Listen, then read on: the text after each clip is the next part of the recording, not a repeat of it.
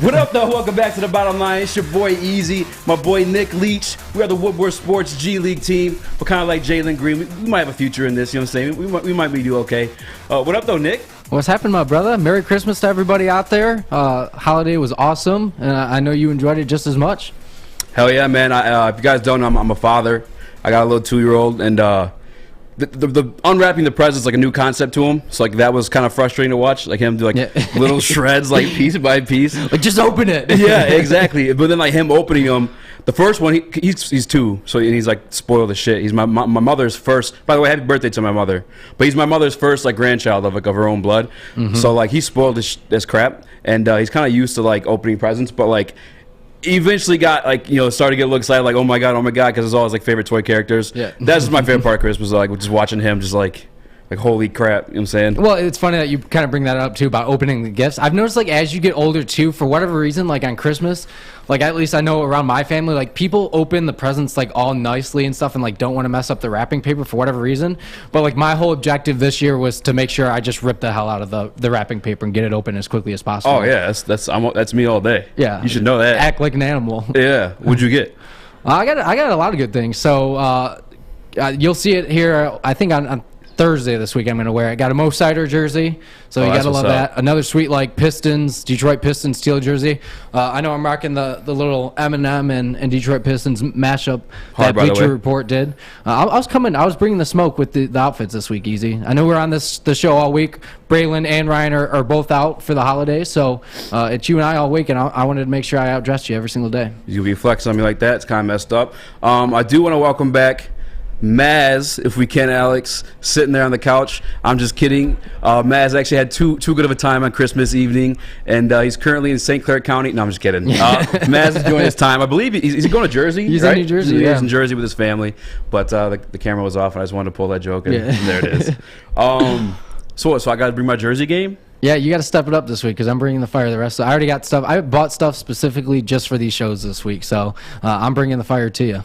That's messed up, dog. That's messed up. All right, well, now we know that. I will definitely get on my Jersey game. What'd you get, though? I mean, you've asked me. So I guess taking it back, I got a Mo Sider jersey, another Pistons teal like T-shirt that I'll probably sport later this week. I know it's a color that's not popular with the old heads, but I know at least our younger generation, we enjoy that very much. Yeah. I guess we still weren't, old enough. I think when the Pistons teals were popular, we were in the 90s. I was born in 93, so for me, it doesn't have that stink like it does for all the older heads. It's a different classic look that I like, so I support that a lot. And then I got a nice decanter set, like whiskey decanter set. I'm getting big into like bourbons and whiskey for whatever reason. Okay. Don't know if I'm just getting wiser with my old age, but that's my excuse at least. And it has my name on it and the year I was born, so it says like Leach Reserve 1993. So that's a pretty sweet expensive gift. I didn't pay for it. It was just a gift. My girlfriend actually got it for me, so that was a nice gift. And then she also got me a weighted blanket too. So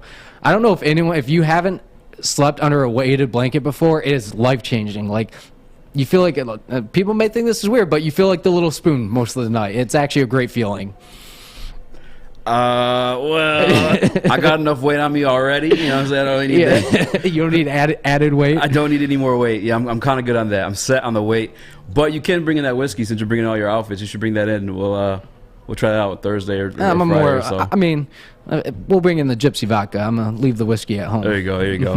They're actually, we'll get into it. I wanted to ask you, though, because you brought up the teal jerseys, and, like, we like them because we weren't part of the stink with it. But, like, how do you feel about – because the Lions stunk our whole lives, essentially, pretty much. Mm-hmm. Like, is there a stink to any of those jerseys for you? Like, if they brought back the black or, like – So I think just with the way that sports and stuff are kind of looking more of a, I don't know, not thinner, more athletic look. A lot of the black jerseys that people hated, at least for the Lions, had the big, bulky shoulder pads. Like, even when Dan Campbell was here wearing it, it looks a little bit awkward. But I feel like they could do, like, I would love to see the Lions in, like, almost like an all-black type uniform with the Honolulu blue pinstripes or something along the lines like that. I think that would be a classic look. I would not be opposed to seeing some type of the version black come. I think black just looks tough in any sport. It's funny we're talking about that, actually, because, like, I like the all whites the Lions were wearing yesterday and against the Green Bay. Mm-hmm. And, like, I want us to win just so like that outfit doesn't have that stink because like they're clean. And I don't know if it's because I'm getting old because like, you know what I also noticed, like this is so random, but Christmas watching the Cardinals and Colts, those white uniforms in the Colts are nice too. Like it's just, I don't know, it's just clean, it's just fresh. But growing up, those were boring. I like the Bengals, like the tiger stripes and stuff like that. But like I don't know if it's an old, I don't know. Where were you at with that one, Alex? You like those jerseys? The all white ones? Yeah. Hanging up in my on Sam. The all white ones, yeah, it's just like when you wear them, they wore them for the Pittsburgh game when it was like raining and like crappy out, and then all of a sudden like 2 quarters go by and they're no longer white. They're kind of just like poop color. I don't know. Sorry if I don't know if I can say it on the radio, but no, I like the all white one, the all white look. But I'm with Nick on this one. You know, change it up a little bit. Like Maz always talks about, oh, the Lions, they're due for a uniform change after this season. You could see it happen. I mean, did you try to get the excitement back up with this team? Change your uniforms. I'm like, honestly, okay, let's do it. But yeah, I'm with it. Well, and they got the new rule going into effect too here pretty soon that you can change the color of your helmet too. You don't have to keep it just the the one color or the one design that we've seen in years past. So that'll be another intriguing thing, and that's why I think you'll see some more uniform mashups at least in the future because of that lone change. Because I mean, you could do an all black uniform, but like if you did a black helmet or something along with it, like that would look killer. And I don't know if it would look as good if you just had an all black uniform and then like a gray helmet. At least that's just my preference. They couldn't. Oh, you want like a black helmet? Yeah, I think that would look sweet. What about the Blues with the all black with a black helmet? Would you like that? Like an all blue helmet? I guess I don't know. I'm kind of throwing like spaghetti against the wall, as they say. Sam, where you at on the uniform changes? Like you like the all whites, or is there anything you think they should move to? I'm one of those boring people that just like classic uniforms, like the one for the Lions, for example. Remember on Thanksgiving, the ones that they used to wear, not these past couple of years, but classics. The classics, yeah. That's where I'm at with all of them. I know that's the throwback ones for the Lions are pretty cool. Yes, those are the ones that I'm speaking of. I'm glad somebody agrees with me, Alex. I appreciate that. But the new ones, it's not really my thing, but I don't really watch sports for uniforms, although they are cool ones. Really makes the viewing experience better. Oh, I'm all for the uniform matchups. Like I hate to say it, but like you get like a Green Bay and Chiefs like game, like that's a great uniform matchup. Yeah. I'm all for that. Or like a Raiders and Lions, just because they have that similar gray. So I like that. But we didn't even get a chance to talk about your Christmas. What did you get? Anything sweet? No, I don't get nothing sweet. Like actually, I did get presents, so I apologize to anyone who got me a present. I just said that, but like, yeah, Jesus. Just clothes and stuff like that. To me, as an adult, I'm just like, anything I want, I guess I could kind of purchase myself. So I mean, my girlfriend, she did actually get me 2K22, but I popped that boy open like a month ago. So it was like, I don't know. I'm not a big Christmas guy. I like giving gifts like to the kids and stuff like that, but other than that, for me, it's like I'm just not comfortable with it because like I almost feel like I owe you in return. You know what I'm saying? Like if you give me too cool of a gift, I'm also like a cheap. Are we allowed to say the A word? No. I'm also a cheap butt, you know what I'm saying? And I don't want to have to like go all out to return the favor. It's just one gift that's kind of maybe selfishly like for me as well is we got my girlfriend, she really likes the Impractical Jokers, and we got the tickets to go see Sal when he's in town in February. So that's pretty cool. But that was something that she wanted. I could give two craps about Sal. We need to make like a list of like words I could replace, like the Trident commercials. Yeah. Like what would I can say for the F word, or like what I can say for the B word. Probably go biscuit every time I want to say the B word, F word. I'm gonna work on John Brown hind parts or something like that. Like from Remember the Titans. Yeah. No, I'm actually so. As you get older, right, it gets harder. You just buy, like you said, you buy what you want, and that was going into actually. So we do like it. So I'm one of 5 kids plus my 2 parents. So there's 7 of us in the family. So years ago, we stopped doing like exchange, like getting gifts for everybody. So we do like almost like a Secret Santa now. Pull the name out of a hat. That's your one person you get. So this year I had my dad. My dad is the hardest person to shop for. Because, he doesn't have like a lot of hobbies. Like he's not a big golfer. He doesn't go out and like play sports. He doesn't fish or anything like that. But he works a lot too, so like that has a lot to do with it. But in years past, like we always get him stuff to like do stuff to work on the house, or like for his birthday every year I get him a $75 gift card to Home Depot. So I wanted to get away from the fact of just here, Dad, here's some more stuff that you can work on for the house. Like it's not that, I feel like that's not really it's like buying your girlfriend a vacuum. It just doesn't end well for anybody. So you want something to be excited about. So this year I kind of bit the bullet a little bit and went a little bit more than like our our price range that we normally do. But my brother, one of my brothers, actually kind of chimed in and helped out with his gift a little bit. What'd you too. get him? We ended up getting him a 65-inch TV. So he only had like a 47-inch in the living room, and he loves to watch TV. He loves sports on the weekends. So for him, like as soon as we brought, like we had to hide the gift like in my brother's room, like the big box, because like as soon as you see the box, you know exactly what it is. So as we were giving him his third gift, we brought it out to him, and like he knew right away. He goes, "No, you did not." He's like, you didn't do it. Like, so he was pretty excited. I haven't seen him that excited about a Christmas gift in a long time. So for me, that was like worth every penny. I remember you actually, I need to find a word for biscuiting about your dad, channel surfing on TV when you guys watch TV. You guys like get into a movie and then like, oh, you watched Die Hard for the first time this weekend. Yeah. Just so did I. All right, so where was it? I thought it was fantastic. 1 out of 10. 9.5 out of 10. I know you hate grades too. I apologize for throwing that at you like that. Yeah. No, me too. Was it a Christmas movie? Final verdict? So I enjoyed the movie, but I'm sorry, it wasn't a Christmas movie. No? I didn't think it was. What? Okay, so what qualifies a Christmas movie though? Like, if Christmas is in it, it's during Christmas, is it a Christmas movie, or it has to have like gifts, or like what are like the qualifications for a Christmas movie? I think that's what people qualified as. Like, there's parts where they had like the music playing like a little bit. Yeah. But a lot of the movies that you see that are Christmas movies, that one did not seem like a Christmas movie. I enjoyed it. Like, don't get me wrong, I love Die Hard. It was sweet. Like for that. Yeah. Came out in 1988 for a movie during that time period. It was really good. Oh, it was awesome. Yeah. Bruce Willis was awesome. Like, I enjoyed Hans Gruber. Dude, I thought that guy's a brilliant actor. Yeah. And like, I don't know if he like Alan Rickman. That was the guy that played Severus Snape in the Harry Potter movies. Oh. Didn't know if you knew that or not. Oh, I see. If I had a word for S word, I would have just said it right there. Oh, snap, doodle, pop. No, yeah, dude, his like the way he went off from the German accent back to the American accent, and then like, bro, the movie was so good. I know there's like Die Hard 2 and 3, but the part where he is like, I'm spoiling a movie from 1988. The part where he has the fire hose, he's like sliding out the window, and I know there's sequels, but I'm like, oh, like I was like, getting nervous for my man. Like, it was a pretty predictable movie from my standpoint. Like, as soon as the hostage, like, okay, Bruce Willis is gonna figure out a way, and like, oh, for sure. And that, sure enough, that happened, because every movie like that's pretty much predictable. So, but regardless of that fact, I enjoyed it. I thought it was a great movie. Now, does it qualify as a Christmas movie? Everyone, I know the popularity contest says that it is. Even Dan Campbell said it's a staple in his house. But for me, I would not associate it with a Christmas movie, even though I watched it on Christmas Eve. I'm gonna say it's a Christmas movie only because the only reason why we watched it is because it, came up as a Christmas movie and sparked debate. Yeah, I guess synonymous for us now. It's associated with Christmas because that's the way we came about it. So, I'm still holding court that it's not. All right, so Bruce Willis making it to the end of the movie sounds like a safe bet. You do safe bets. Where do you do your safe bets at, Nick? I do a lot of safe bets over at mybookie.ag. So, great weekend this weekend. I bet every NFL slate for the weekend. Do 8 straight bets. I actually have a podcast, the Bet and Cover podcast. We use MyBookie to get all of our odds and everything like that. So, rough few weekends for me, but we were able to at least bounce back. Went 6-2 on my NFL picks this weekend, so I love that.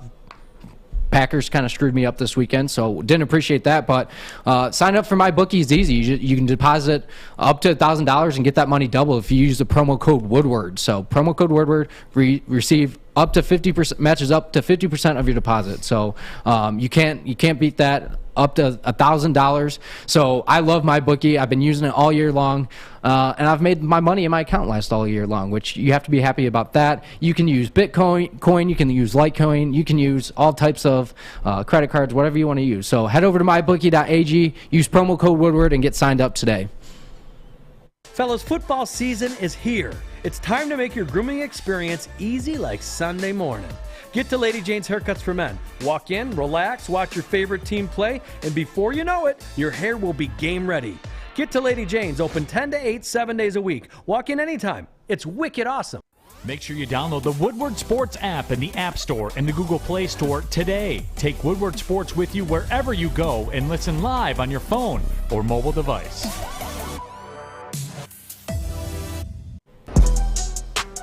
What up, though? Welcome back to The Bottom Line. It's your Woodward Sports G Leaguers. Easy, my man Nick Leach. What up, though? What up, though, man? Let's talk about it, man. Obviously, you guys came here for sports. Now it's time to talk sports. The Detroit Lions lost to the Atlanta Falcons 20-16. Heartbreaking fashion, by the way. Last-minute interception. Shout out to Tim Boyle.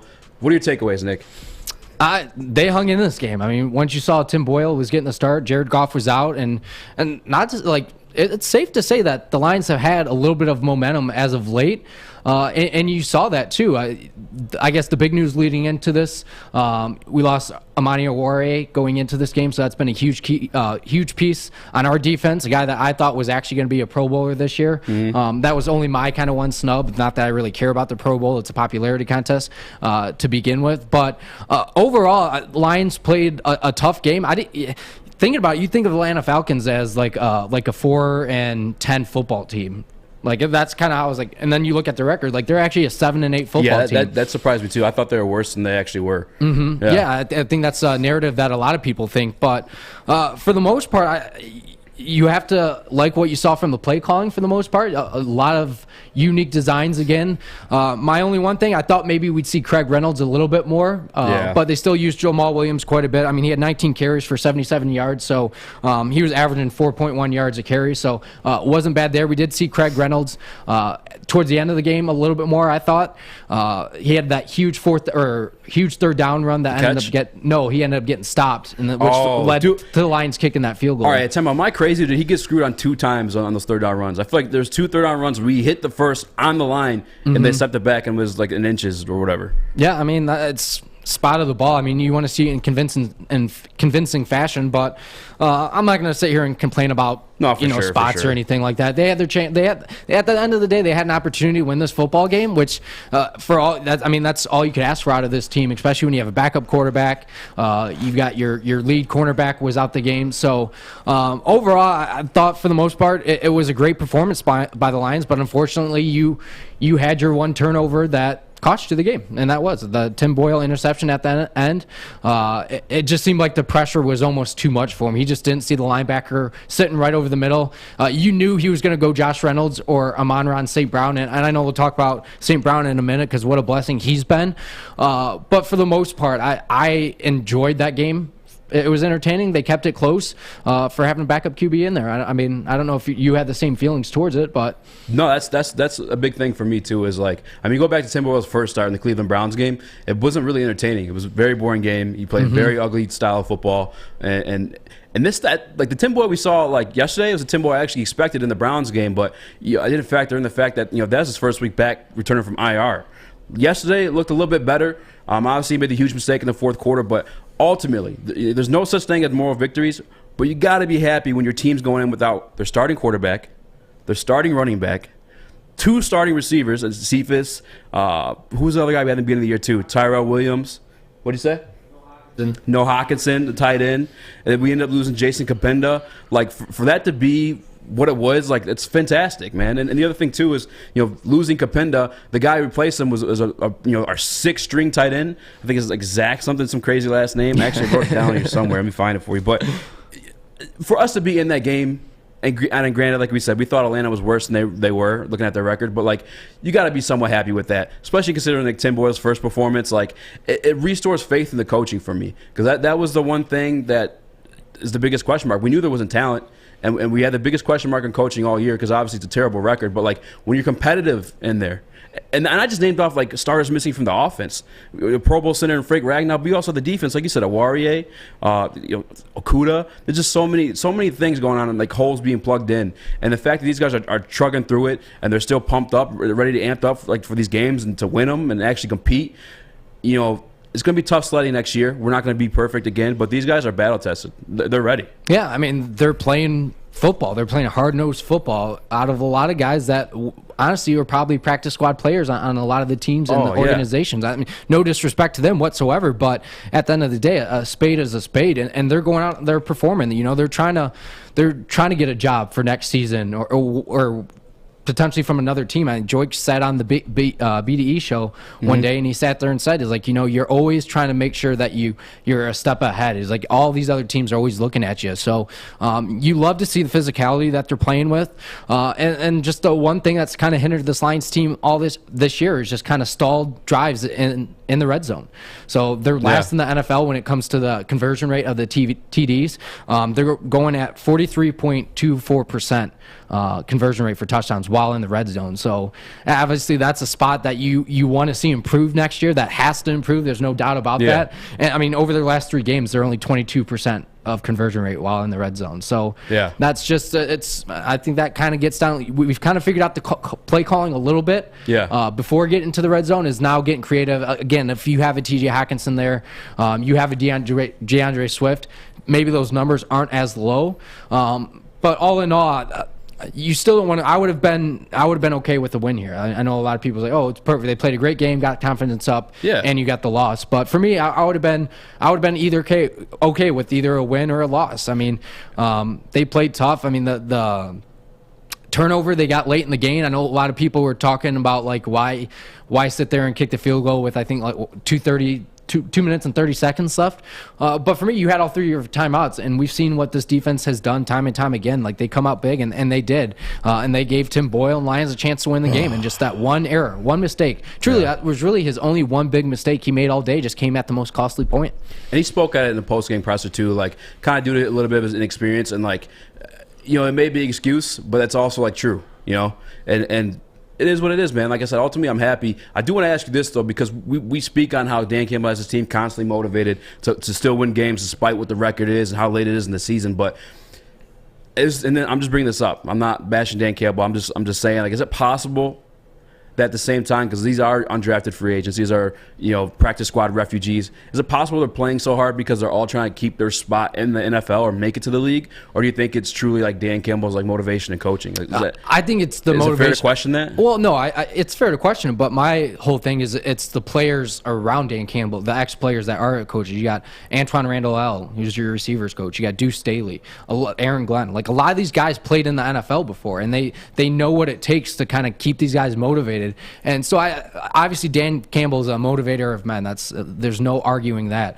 But it just, they're getting the all. Like, imagine what this team could have been over the last couple years with a Stafford here. Like, we saw like the opposite happen when Matt Patricia was here. So my biggest thing too is, like, imagine the growth of Jeff Okudah we could have seen this year if he wouldn't have had that Achilles injury. I think that all the time watching him, man, or just watching this secondary I look at play. the steps Amani Warrior's taken this year. A lot of these guys on the defensive, I mean, Jalen Reeves has been awesome to watch on the defensive side of the ball. So it's just crazy to see, because that was obviously our biggest question mark going into this season is, what can we do on this defensive side of the ball to at least make ourselves capable this year? And that's, again, another game where you held your opponents to 20 points or less.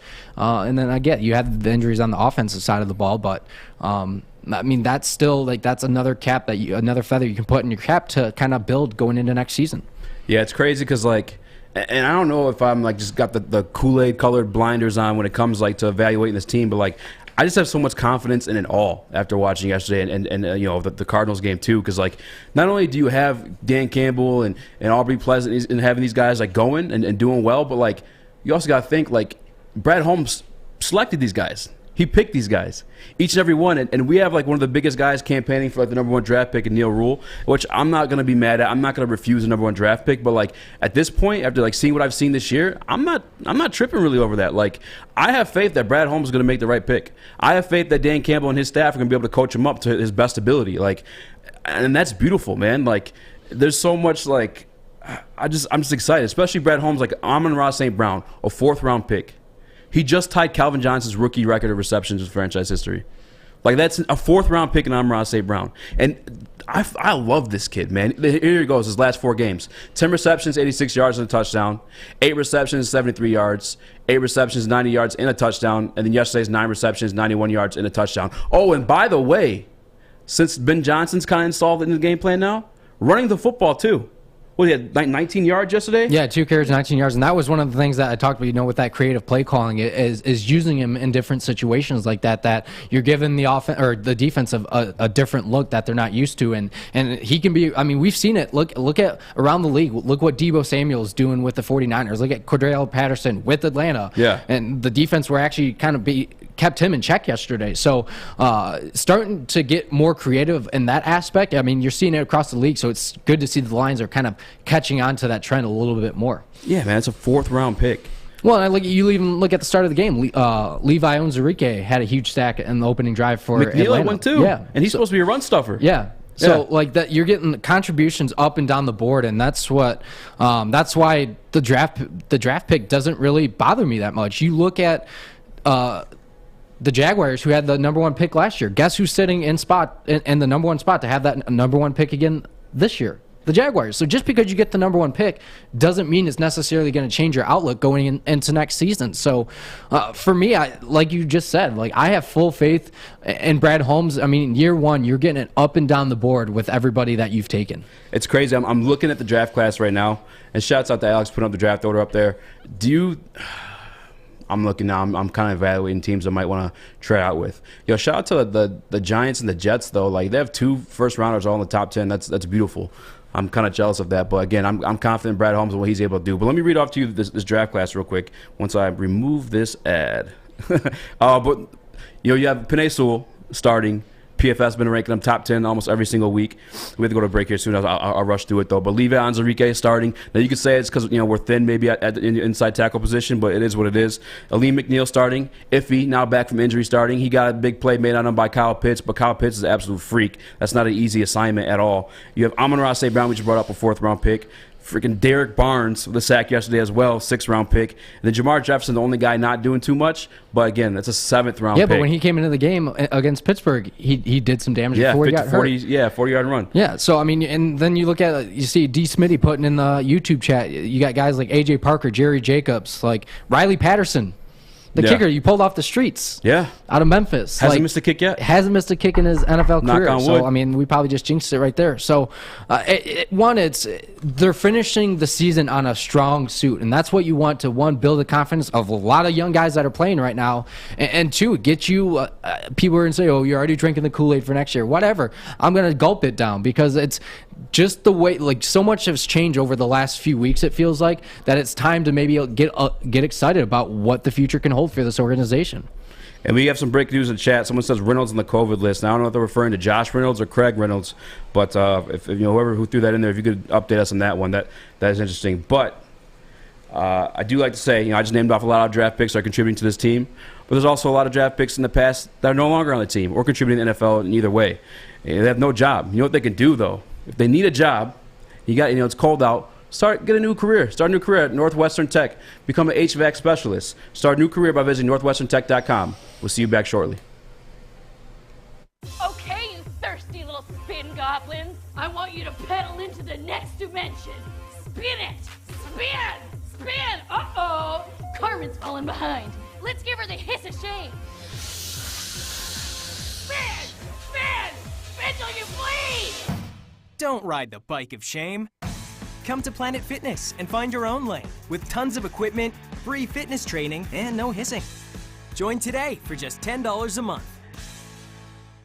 Big names, bigger opinions. It's The Bottom Line on Woodward Sports. What up, though? Welcome back to The Bottom Line. I'm your boy Eazy, filling in for Braylon Edwards. That's my boy Nick Leach, filling in for Ryan Armani. And we're here. Again, I said the Woodward Sports G League team. Alex, you have that meme I sent you? If you want to pop it up, this is pretty much what we're going through right now. Like the Detroit Pistons last night, man. All a lot of players to pick from. There's Bill Murray from the Space Jam, if you guys don't remember. Does that kill the comedy when you explain the joke? Yes, absolutely. You should just let it float in. These kids are so young these nowadays. I don't really know. Come on, everyone's no Space Jam, especially if you're watching a sports show. Like, Space Jam. You'd be surprised when Space Jam 2 came out. A lot of these little, what's a word for S I can use? Stunt performers were running around here, and they never saw the first one. I was blown away. No, I mean, you could have just left that one alone, and everyone would have gotten the joke. For sure. As soon as I saw you post it yesterday, I knew exactly what you were talking about. But Shout out to Ryan and Braylon. They've been kind of holding the show down. Hopefully they're killing it. They're enjoying some time with their family. I know Ryan's been busting his butt at both jobs. So shout out to those guys and appreciate them for letting us take over for the week. For sure. And we just spoke on like the highlights of the Detroit Lions game yesterday. You know, the Falcons, the loss 20-16. But there were some key moments that, on Twitter, people got a little fired up about. And one of them you spoke on was the field goal, the late game field goal, rather than going for it on fourth down. What was your ultimate takeaway on that? Like, were you? I mean, I still like the aggressiveness. I mean, you saw it with the fake punt. I enjoyed the fake punt by Jack Fox. Yeah. The GOAT, the greatest out there. Jack Fox doing it all. And he's throwing, like, when he throws it, too, he throws dimes. I know you put the video up on our social yesterday of him when we did the kick challenge into the back of the Woodward sports truck. Which he successfully did, by the way. Yeah, Pat no McAfee's call out, let's see you do it, Holmes. Let's see you do it.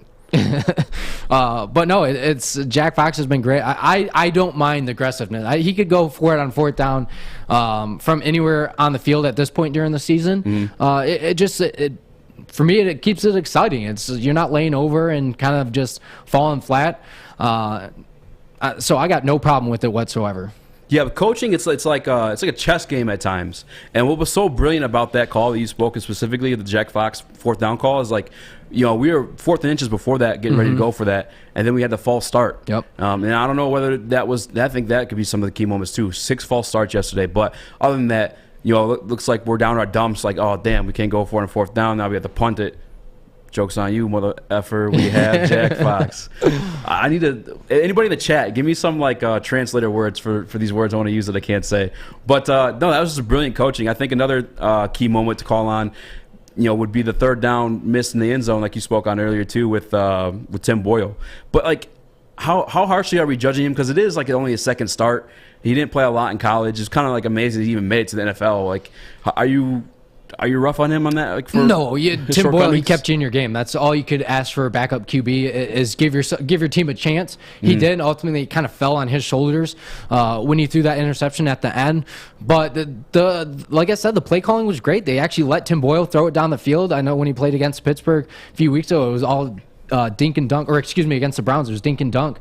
So I was fine with, and I think a huge credit has to go to Josh Reynolds and Amon-Ra St. Brown. Like, they've kind of opened up the playbook a little bit for the Lions by kind of being sure-handed out there. Who would have thought that Josh Reynolds would kind of be as great as he has been? I mean, that's just being, I'm not saying he's a Devontae Adams or anything, but at least what he's meant for the Lions organization since he's come in. Yeah, and speaking of Josh Reynolds, that was the Reynolds who tested positive for COVID in the chat. So breaking news right there.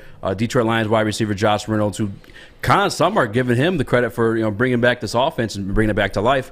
He's now on the COVID protocol list, but he can test negative, I should say, in time to play for Seattle Seahawks. That's if you want him to play. You may be rooting for that number 1 overall pick. Who knows? But that third down play, like, I've seen a lot of people crying about it on Twitter. But like, the other thing too is like, he had faith in the defense and doing that, and they provided with it. Jalen Reeves-Maven, forced the fumble, and on top of that too, like, it also gave your team a chance to win versus just tying it. Yeah, and I had no complaints with that at all. You really can't, honestly. Like, again, like, when you have the opportunity to win, you're just crying over spilt milk at that point.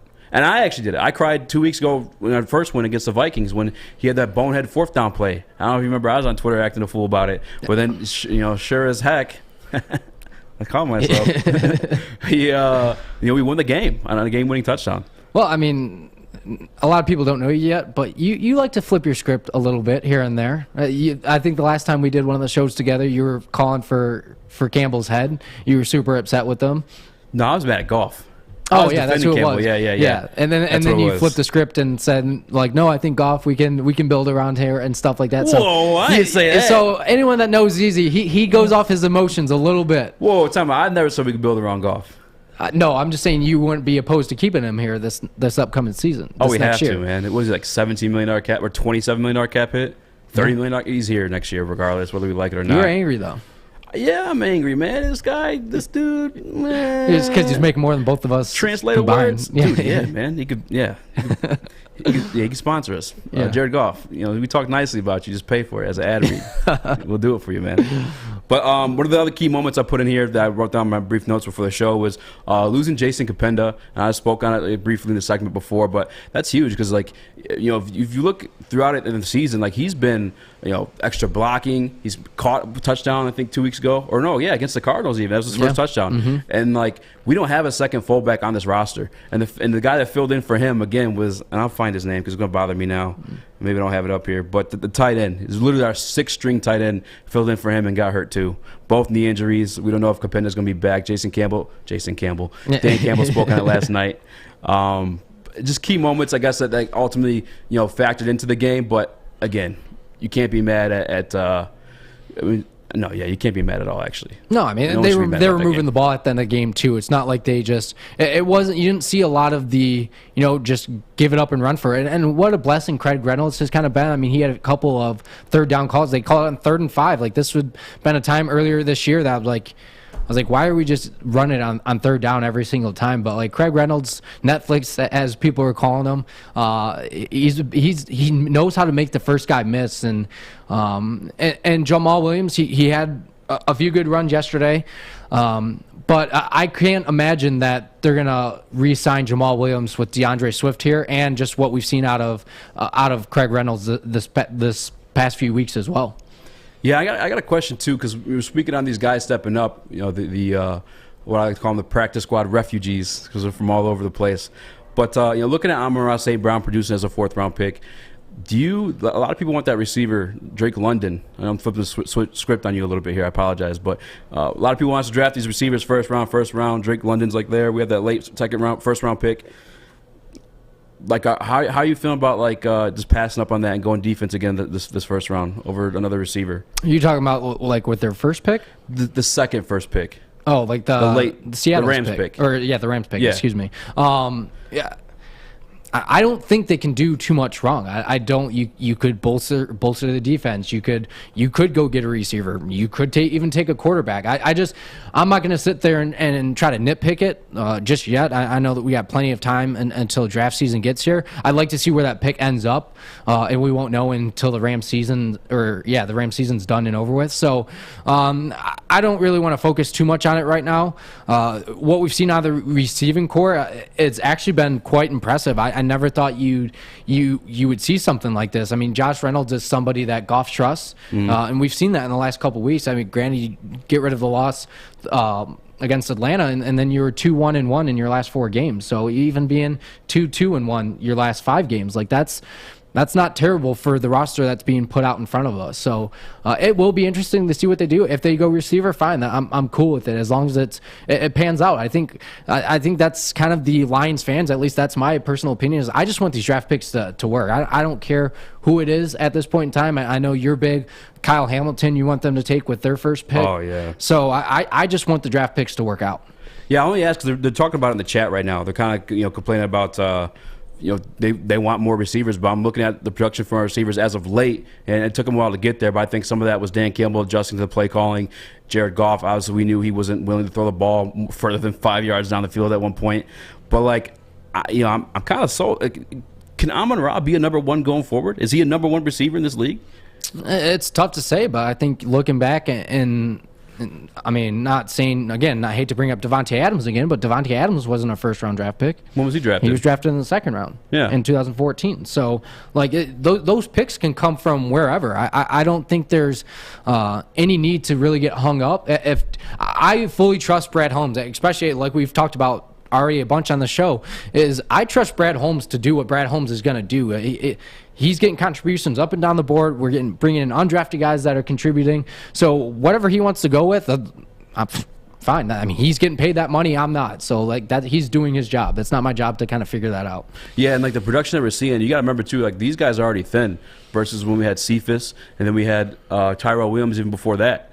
It's just, I see people commenting. I I'm not really tripping on drafting a guy that high. If he's there, he's there. If Brad Holmes likes him, then I have trust in him to pull the trigger and grab the right guy. If he's not there in the first round, I don't think we really should be tripping. I think Amon-Ra can be a wide receiver number one, because you know what he reminds me a lot of is remember Hines Ward in Pittsburgh? Yeah. And you ever like watch like his blocking highlights? Yeah. I was watching Amon-Ra blocking yesterday, and I was like kind of like remind me of that, similar to that. And we have Randall L. Yeah, I was just saying, who's his who's his receiver court or receiving coach? Yeah. Hines Ward's his teammate. Yeah. So, and that's, you know, we've talked about it again with the players around these guys. That's valuable information of being that close to the situation, being on the field with some of those greats like Hines Ward. That's what they bring and can really coach these guys up, because they notice all the little things. So it's definitely going to be interesting to see what happens. You know, I mean, who knows? Maybe you go out and get a free agent. I mean, you got some cap space coming off the books this offseason. I get Jared Goff is still getting paid a lot, but we've talked about, like, it seems like Chuck Pagano on Pat McAfee's show went on. He goes, that seems like a place that a lot of people are going to maybe want to go and play football for, a guy like Dan Campbell and the Detroit Lions potentially. So don't rule out free agency either. Yeah, you know, I think too, another thing is like the undrafted free agents. Like, I think this would be like a number one destination for guys like that, because obviously we have the roster space for you to prove a point, and you also see that we can coach these guys up and you know, make you look good on tape if you got to go to another team afterward.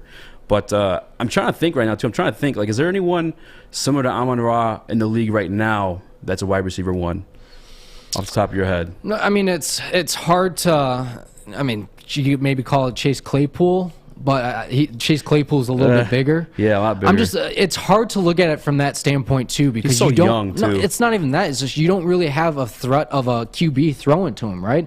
Imagine what Amon-Ra St. Brown could look like if you had an Aaron Rodgers throwing to him, or a Tom Brady or something like Matthew Stafford. Yeah, I mean, and it's hard. Like I look at, and Chris Mason actually just put in the chat too. That's the name I was going to look at. Allen Robinson. He got franchise tag. That's a guy that you could potentially bring him back home to Detroit. He grew up, went to Sticks alma mater, Orchard Lake St. Mary's. I mean, maybe that's a guy you look to. My guess, Allen Robinson's going to want to go to an organization that's winning, or has already been winning. I could see that happening, but Mike Williams out there too next year. Free agent. So there's going to be a lot of options. Granted, I don't know if they might not be there yet and making a big splash in free agency. To be honest with you, I'm not completely sold on even like spending that much money on a wide receiver after like yesterday and the Cardinals game, because like our style of play is, you know, pounding the ball, and you know, Amon-Ra, we just need guys that really can block and be sure-handed and sure route runners too. Like that's another thing I want to touch on, I guess. Key moment in the game. It's not really a key moment in the game, but all 4 scoring drives for the Detroit Lions, 7 minutes or more. Yeah, that's been huge, and you know, not just going 3 and out. That's what's really, I think, changed the direction of this team in the second half of this season. Is, you know, they're keeping the defenses on the field and not letting the other team's offense get right back out there. So you can't say enough good things, and that was actually one thing I had in my notes too that I was going to bring up is the opening possessions. It's been weird to kind of watch. Now you want to come out with more touchdowns, obviously, that's still, but we just talked about with the red zone efficiency. So it's all building, and that's why I know people were hard on Dan Campbell, but it seems like he's starting, as a coach, like he's starting to figure it out himself down the stretch. He really is, man. It's been beautiful offensively. And I don't know, you know, whether we credit that to Josh Reynolds, like a lot of people have been, or to Ben Johnson. We're going to find out this week, now that we know that, you know, Josh Reynolds is on this COVID list. Maybe he comes back though. I mean, I could be wrong there, but defense is the shirt thing on here. If you guys want to defend your home, the best way to do it is with Guardian Alarm. Guardian Alarm gets it. A good defense on and off the field helps you secure. Guardian Alarm has state-of-the-art technology that helps you feel safe, all with 24/7 local monitoring. Guardian Alarm also has convenient features that let you check in on your home, control lights and temperatures, detect smoke or carbon monoxide. It would even let you lock and unlock your doors. That's some Futurama spin maker. Yeah. You guys want Guardian Alarm? You want that good D? You want that good defense? Make sure you call 1-800. Stay out! Come on, Alex. 1-800. Stay out! Stay out! 1-800. Stay out! All right, guys. We'll be back. Hi, I'm Kay Cunningham. I'm proud to partner with Hall Financial, the mortgage company known for 5-star service. Don't just take my word for it. Check out their 5,000 5-star reviews for yourself. Go to callhallfirst.com and get started with your 5-star experience today.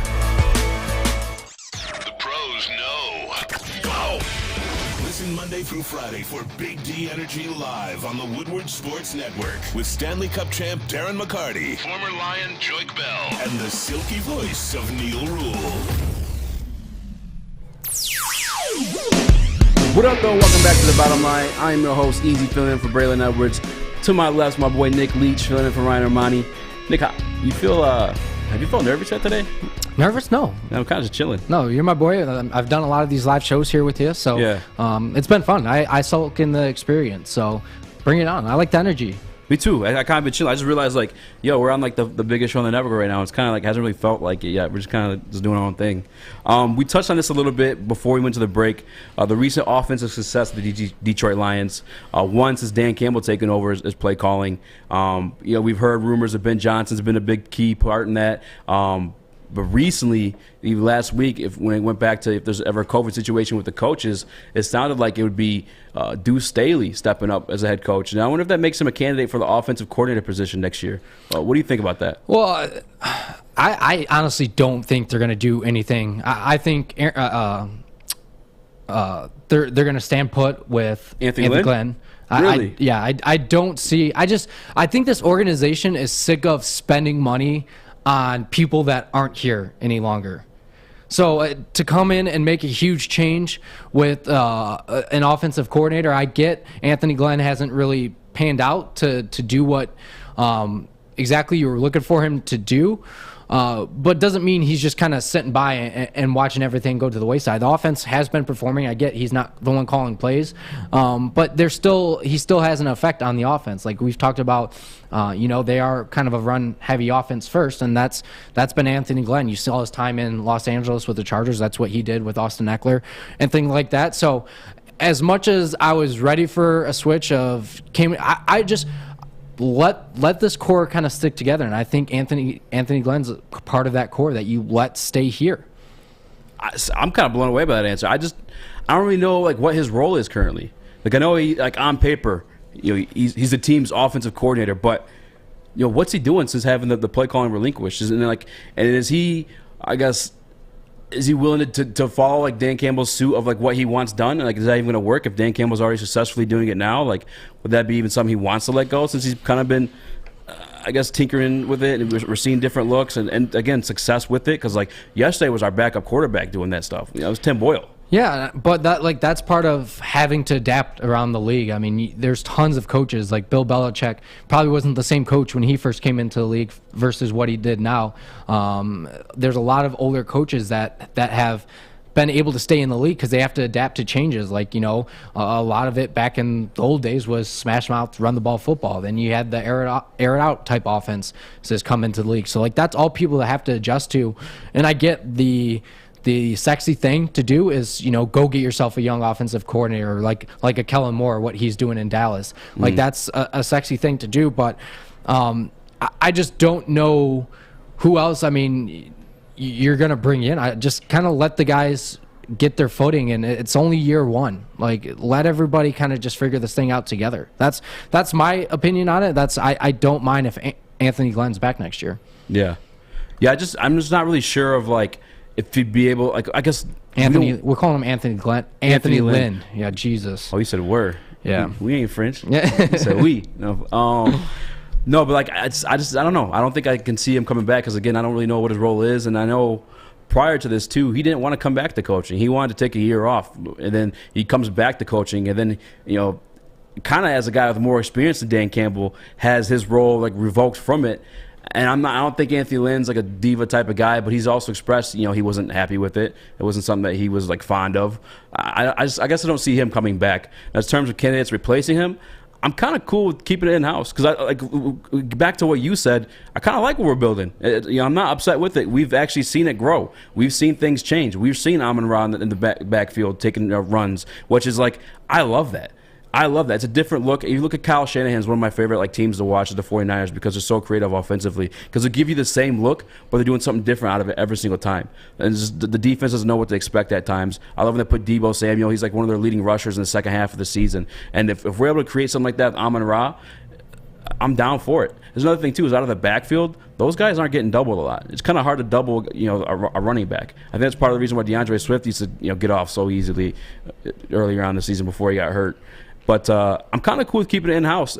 Looking outward, though, I don't really know a lot of names because a lot of these offensive coordinators come from, like, quarterback coach positions or, like, running back coaches positions. And, like, unless you're, like, a true, like, nerd, you don't know any of these guys. Well, and that's, a couple years ago, who knew Sean McVay would turn into what he has? And I know a lot of people were a bit worried about, maybe losing a guy like Aaron Glenn. I don't think that the Lions, at least, they don't, like, at the end of the day, they've only won 2 games. A lot of people aren't going to try to come take a candidate from a team that only has 2 wins. So I know that was a thing that I've seen in a lot of chats that people are like, look what he's done with this defense. There's a lot more candidates out there that they're going to pull. You still got Eric Bieniemy is out there, another name, Kellen Moore in Dallas. A lot of other people are going to get offers and interviews before I think anyone on this Lions organization does. No, I agree too. I'm like deathly afraid of losing Aaron Glenn. I think he's a big piece of what little success we have seen out of here. And again, that's little success. We're a 2-win football team. But what does that comment say, Alex? On the surface, I would think that the Lions are moving on from Lynn because of the demotion, so to speak. Demotion as in not calling the Blazers anymore. No, I agree. Some of the candidates I've seen, though, is the quarterback coach from the Buffalo Bills. The other thing, too, is, like, when you look at these candidates, like, coming from other organizations, like, what are we crediting them for? You know what I'm saying? Like, how much is like, their input versus, like, the actual offensive coordinators? Well, and that's what, like you just said, who would have thought Dan Campbell would be the head coach of the Lions as a tight end coach from New Orleans? Yeah. So, and that's why I always question, like, why isn't Eric Bieniemy from Kansas City? Chiefs have gone to multiple Super Bowls now. They've won one. They lost to Tampa Bay last year. How come a guy isn't that? Like, there's a lot of stuff behind the scenes that we're not seeing just from a fan's perspective, or that you're not seeing in these interview processes as well, too. So look at Ben Johnson with us right now. Yeah. Giving all this praise. Like, he very well could be an offensive coordinator candidate somewhere else. Yeah, and that's just something like that's just Detroit media noticing that too. You go outside the market, no one's going to know who Ben Johnson is. And did you know who the hell that was before the season? No, I had no idea. Not at all. Yeah. So people are, as much as we've been kind of praising Aaron Glenn and what he's done around here, that's not a lot of people outside of here just looking at the Lions record and are saying, oh wow, am I going to look at their defensive coordinator? No, that's not really. You'd have to be a real football nerd to understand what's going on here. Yeah, and like I could see Aaron Glenn getting a couple interviews just based off like the Rooney Rule alone, where they have to interview a minority coach before making an actual hire. Like I could see that happening. We saw it happen with Terrell Austin when he was here back as a defensive coordinator. Funny enough, too, another DB's coach, who dominated here as a defensive coordinator shortly. I don't know. He left for Caldwell, but I don't know where he's at now, actually. I'm kind of curious about that. But, I think I'm cool with promoting within because, like you said, we have the guys that are familiar with what we want to do, and we've seen them get creative with it, whether that's Ben Johnson, Deuce Staley, or maybe Anthony Lynn. Maybe Anthony Lynn is helping getting creative with a lot of this stuff, innovative. Like I love the wide receiver in the backfield. I just love stuff like that. There was actually another play yesterday, too. I don't know the name of it. I apologize. It escapes my mind right now, but I want to call it an end around where I forget who took the handoff. Maybe it was Khalif. Yeah, they used Khalif a few times on those end arounds. Yeah, he's a speedster. Looking in the YouTube chat right now, that's what a lot of people were kind of talking about is get a speedy guy out there. Khalif Freeman's, I guess you could say, has been the guy for the Lions this year. So it's just fun to kind of use these guys to their strengths right now, and that's what ultimately has kind of rebuilt my confidence in what we've seen so far in this first year. So. Like I said, let's not get too crazy. Let's not start changing things already. We, as Lions fans, we know we've had a lot of changes over the last however many years, dating back to when the Fords bought this team. So let's try to build a core here. Let's see what this offense really looks like next year. If you do have Josh Reynolds here, with Cephas back healthy, Amon-Ra St. Brown, those guys are still learning the game, the NFL level. So they're going to be a bit more comfortable coming back into year 2. DeAndre Swift fully healthy. I'm not opposed to kind of seeing what happened. Another year is just going to be a stepping stone. As long as you take a step forward next year, then you know that rebuild's kind of going the direction that it needs to be. You didn't give Dan Campbell a 6-year contract for no reason at all. It's going to take some time. It's not just a flip of a script, at least not for this organization. Now, is there anybody in the room right now between Alex, Sam, myself, and you? Because like sometimes I say this, right, and I feel convinced, but I also know I'm a Lions fan. You know what I'm saying? And sometimes we do have those blinders on.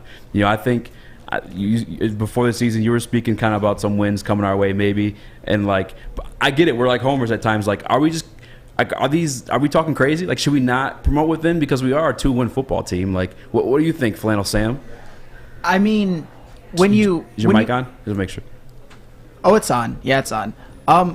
So the defense has played really, really well this year. So, and obviously, like Deuce Staley with the running backs, the offensive line they have a lot of strengths. So, if Aaron Glenn does go somewhere, for example, because he's been, I think, the standout coach for the team, I don't see a problem with promoting within. Although, if there's like that hot candidate out there, I think you should obviously give them a look too.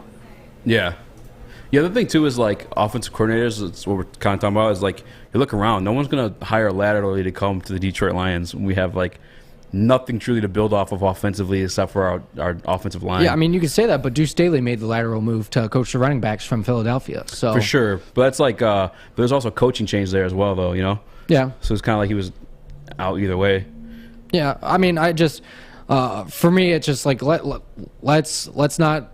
We've seen a lot of positive things happen over the last few weeks. Let's not get, like I said, don't get crazy. Let's just kind of continue to make sure that we're taking steps in the right direction, and I think it'll work itself out. You're a betting man. You had to put money down on it. Who's the offensive coordinator for the Detroit Lions next year? Anthony Lynn. I truly don't think he's going anywhere. As much as people might not like that opinion or like that fact, there's been too many injuries this year, a lot of rookies playing. I just don't. I honestly, I would have to look at Lynn's contract, but I just don't see a lot of changes happening this offseason, at least from the coaching standpoint. A lot of these players like these coaches and want them here, so I just don't see them shipping anyone off just yet. Alex, are we crazy for thinking we could promote within a 2-win football team? No, you're not crazy, but you also have to think that it's a two-way street. If you want to promote a guy like Aaron Glenn or a guy like Aubrey Pleasant, who's doing a great job with the limited secondary he has so far, you also got to think, do they want to be promoted within the organization, or if they're getting looks from other teams, do they want to move on? For instance, if I were to get a job offer from ESPN tomorrow, I would probably take the job at ESPN and move on from Woodward Sports. He's a traitor, bro. Yeah, I'm sorry, Stick. I'm sorry. So that's my take on it. Well, damn, Alex, I thought you loved us. I think I need a minute to recuperate. Nick, we're live on YouTube, Twitch, and everything like that, but we're also on radio nowadays. You mind telling people where we're at? Yeah. I mean, you can listen to us anywhere you go for the most part. You can listen to on the radio at the Roar, 99.1 FM, 93.5 FM, the Roar stations. We love them, and then 94.7 HD2. So you can listen to us on the radio. You can go back and even download our podcast, like this episode, like the one you're hearing right now already once. If you like it so much, go download it again.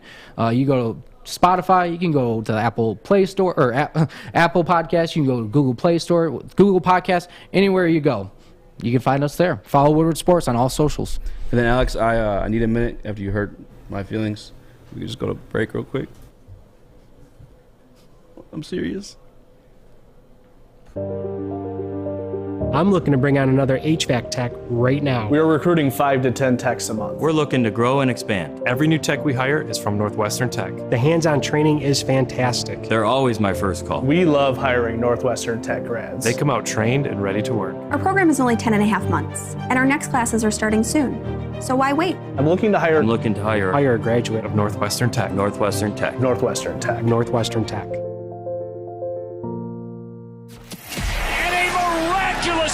Follow us everywhere. Just search Woodward Sports on YouTube, Facebook, Twitter, Twitch, IG, and more.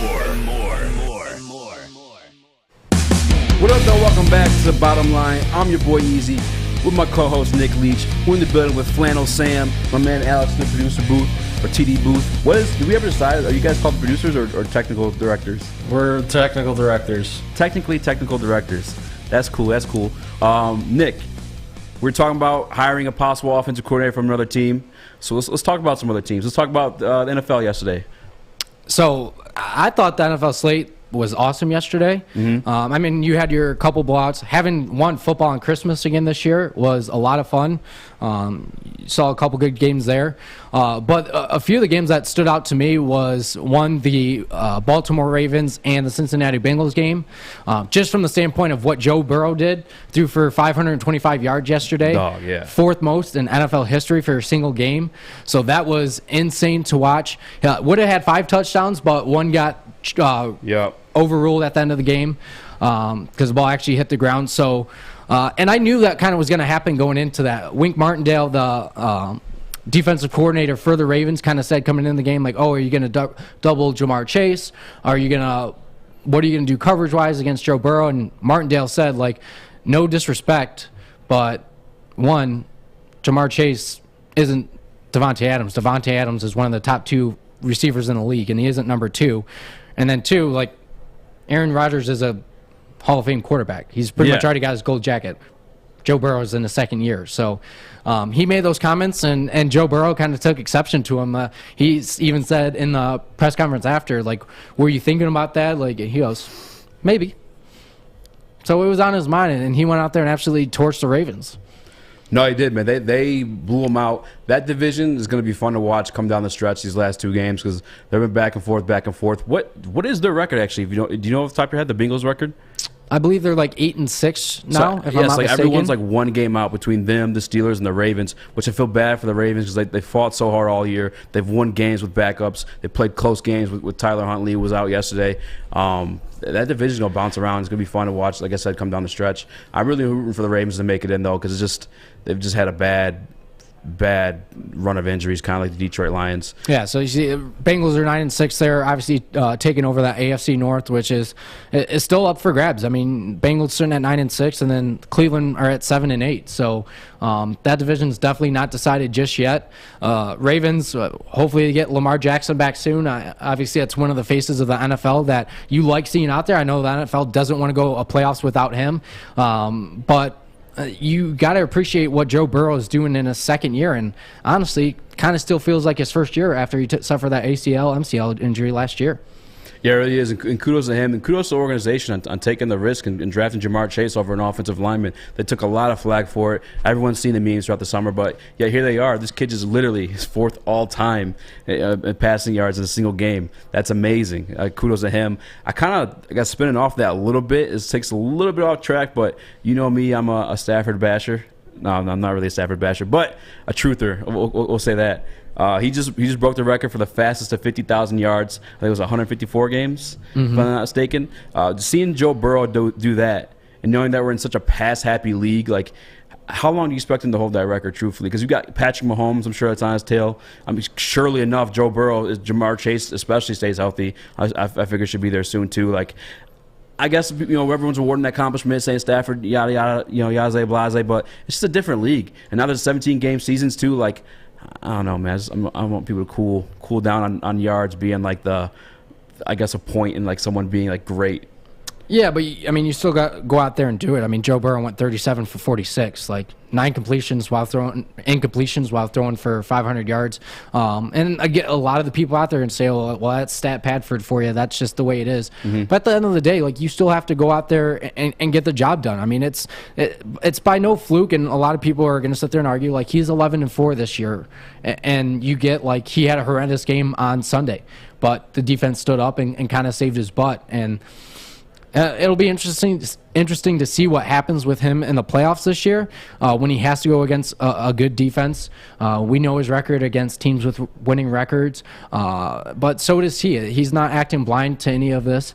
But I'm not a person that's going to go out and bash Stafford by any means. Like, when he was here and he had capable teams, he got us to the playoffs. Granted, you didn't get a playoff victory, but I mean, you look at a couple of those teams they had to go. You had to go against the Cowboys, where you got jobbed. Call spade, like, you got jobbed. That's what happened there. But then you had to face a good Saints team with a Hall of Fame quarterback in Drew Brees. So I'm kind of giving Stafford a clean slate this year, which I know a lot of people aren't. For sure. And bring it back to the AFC a little bit. Real quick, actually, who do you think is going to win that AFC North? Do you think it's going to be the Bengals? I think the Bengals are just having a game like that, you build some confidence, and obviously I don't know what their schedule is the rest of the way, but you've got to like what you're seeing out of there. I mean, their defense is even. I get you held a third-string backup quarterback to 21 points, but when your offense is going out there and playing at that level, you've got to like to see what they're doing. I just don't know if the Ravens can get healthy enough in time, and then I just don't see Steelers are the Steelers, and the Browns are all beat up too. So I kind of think it's Cincinnati's going to control their own destiny. Yeah, speaking of AFC North and the Browns, I'm glad you brought that up. Alex, I actually sent you a photo once you get the chance, but that, by the way, let me say this too, speaking on Week 15 NFL football, that was the greatest gift. You asked me earlier, what was my greatest gift for Christmas? It was football on Christmas. I was so happy with both games. And, like, I love the NBA. Don't get me wrong. The NBA is fantastic and amazing. But, like, dude, how great was it to have football on Christmas? I loved it, man. Well, especially with what you got going on in the NBA right now, too, with all the COVID. Yes. And a lot of guys being out. Like, KD didn't play the other night.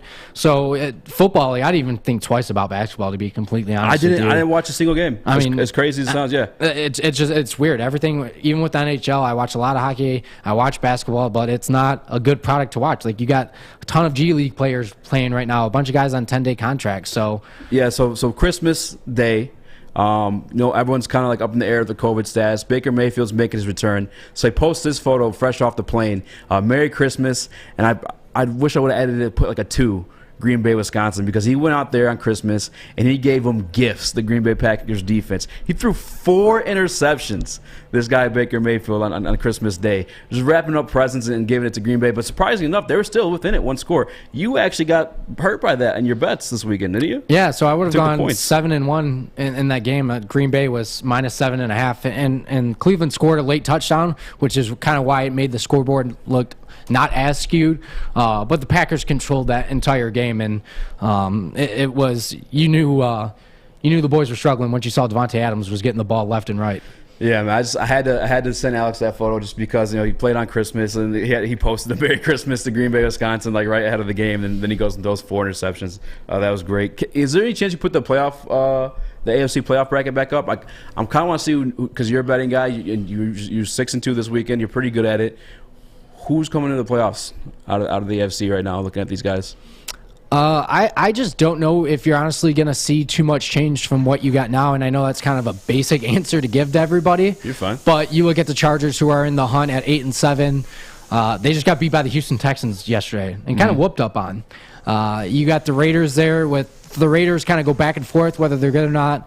Dolphins have a huge game tonight against the Saints. So if the Dolphins win that game, I think that makes it 7 straight wins for them, or 6 straight wins. That's crazy. And they actually, I'm pretty sure they jump over the Ravens and the Chargers for that tied spot right there. So that's going to be interesting to watch, at least for that Monday night game. I got a lot of implications from fantasy riding on that game. But it doesn't, to me, it doesn't really matter when you look at the Chiefs, Titans, and Bengals. I think the Chiefs are getting hot at the right time, which just makes it dangerous for everyone else in the AFC. Yeah, if I'm looking at that playoff picture too, and I relate this back to Detroit sports, I look at the Tennessee Titans sitting there as, I believe it's the number 2 seed, if I'm not mistaken, like another injury-riddled team, another player coach, and Mike Vrabel. If you had to find one coach, and this is a big topic at the beginning of the year, we bashed our guy Adam about it because he's like, find me a coach. It's like Dan Campbell having success. Well, there's one right there. Mike Vrabel, losing an MVP caliber running back in Derrick Henry and sitting at number 2 spot in the AFC, and just beat a team that the 49ers, they should have beat them last Thursday. That was crazy that they won. They've had big games over a lot of teams. And I think, if I'm not mistaken, they have the game over the Colts, which I don't even see the Colts in that playoff picture right now. Oh, they're right there. They're right there. Wow. Colts are the most entertaining team in football. They're up there. Outside for the Lions. Carson Wentz, to me, that guy cracks me up, because you don't know what you're going to get with him. Like, he's been really good as of late, but you've also seen him do some dumb stuff, and maybe I like to credit myself maybe for their success. I was on Twitter making fun of Carson Wentz, and it got retweeted by a few Colts fans, and next thing you know, I had a ton of people bashing Detroit and the Lions, and to me, I just thought it was comedy, because I was like, I honestly didn't realize people loved Carson Wentz like that. Like, I just thought they looked at him as a QB who was like, damn, I have to deal with this guy yet again. You want to hear a secret? I'm a low-key Carson Wentz fan.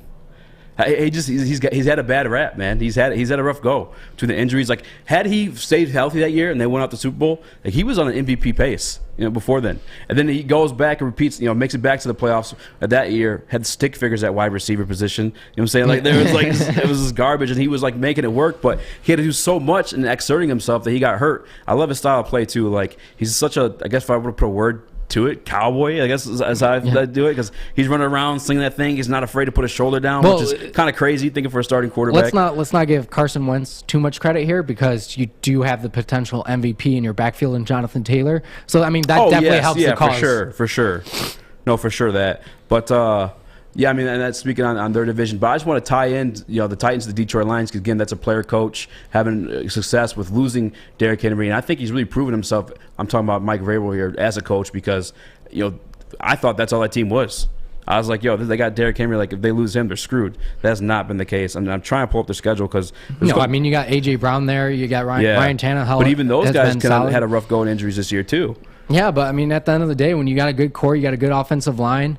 Their defense has been played lights out as well too. So that's what happens when you have a good football team. You can afford to lose a guy like a Derrick Henry and still make things happen. I mean, we've seen it time and time again. I hate to make the comparison to Tom Brady when he was in New England, but it's not like he had the greatest cast of characters either when he was there. But they had a good core there. Tom Brady was able to be Tom Brady even without, the 1 year he did have Randy Moss. They went undefeated but didn't win the Super Bowl. So when you build that foundation, and hopefully that's what's being built here in Detroit right now, you get that. A team that you watched play on Sunday Night Football last night was the Washington Redskins, and I know Alex has a video. If you haven't seen this yet, and I know there's people listening on the radio, make sure you go check Twitter. You saw the defensive lineman for Washington with Jonathan Allen and Deron Payne. They were throwing punches at each other on the sideline, and these are guys that played at Alabama together back in the day. Yeah, I think that team too. They're like 2 spots out of the playoffs right now as well. Mm-hmm. But I just want to touch this real quick, because I do want to get into that while Alex finds the video. But Mike Vrabel, I was trying to look for it, and it finally loaded. The run he went on after losing Derrick Henry, they continued to beat the Bills that game. The Chiefs 27-3 after that. Then the Colts. Then the Rams. And the Saints. And then finally lost to Texas, which obviously not a good look. But here it is. What was this gentleman's name? I know they both went to Alabama.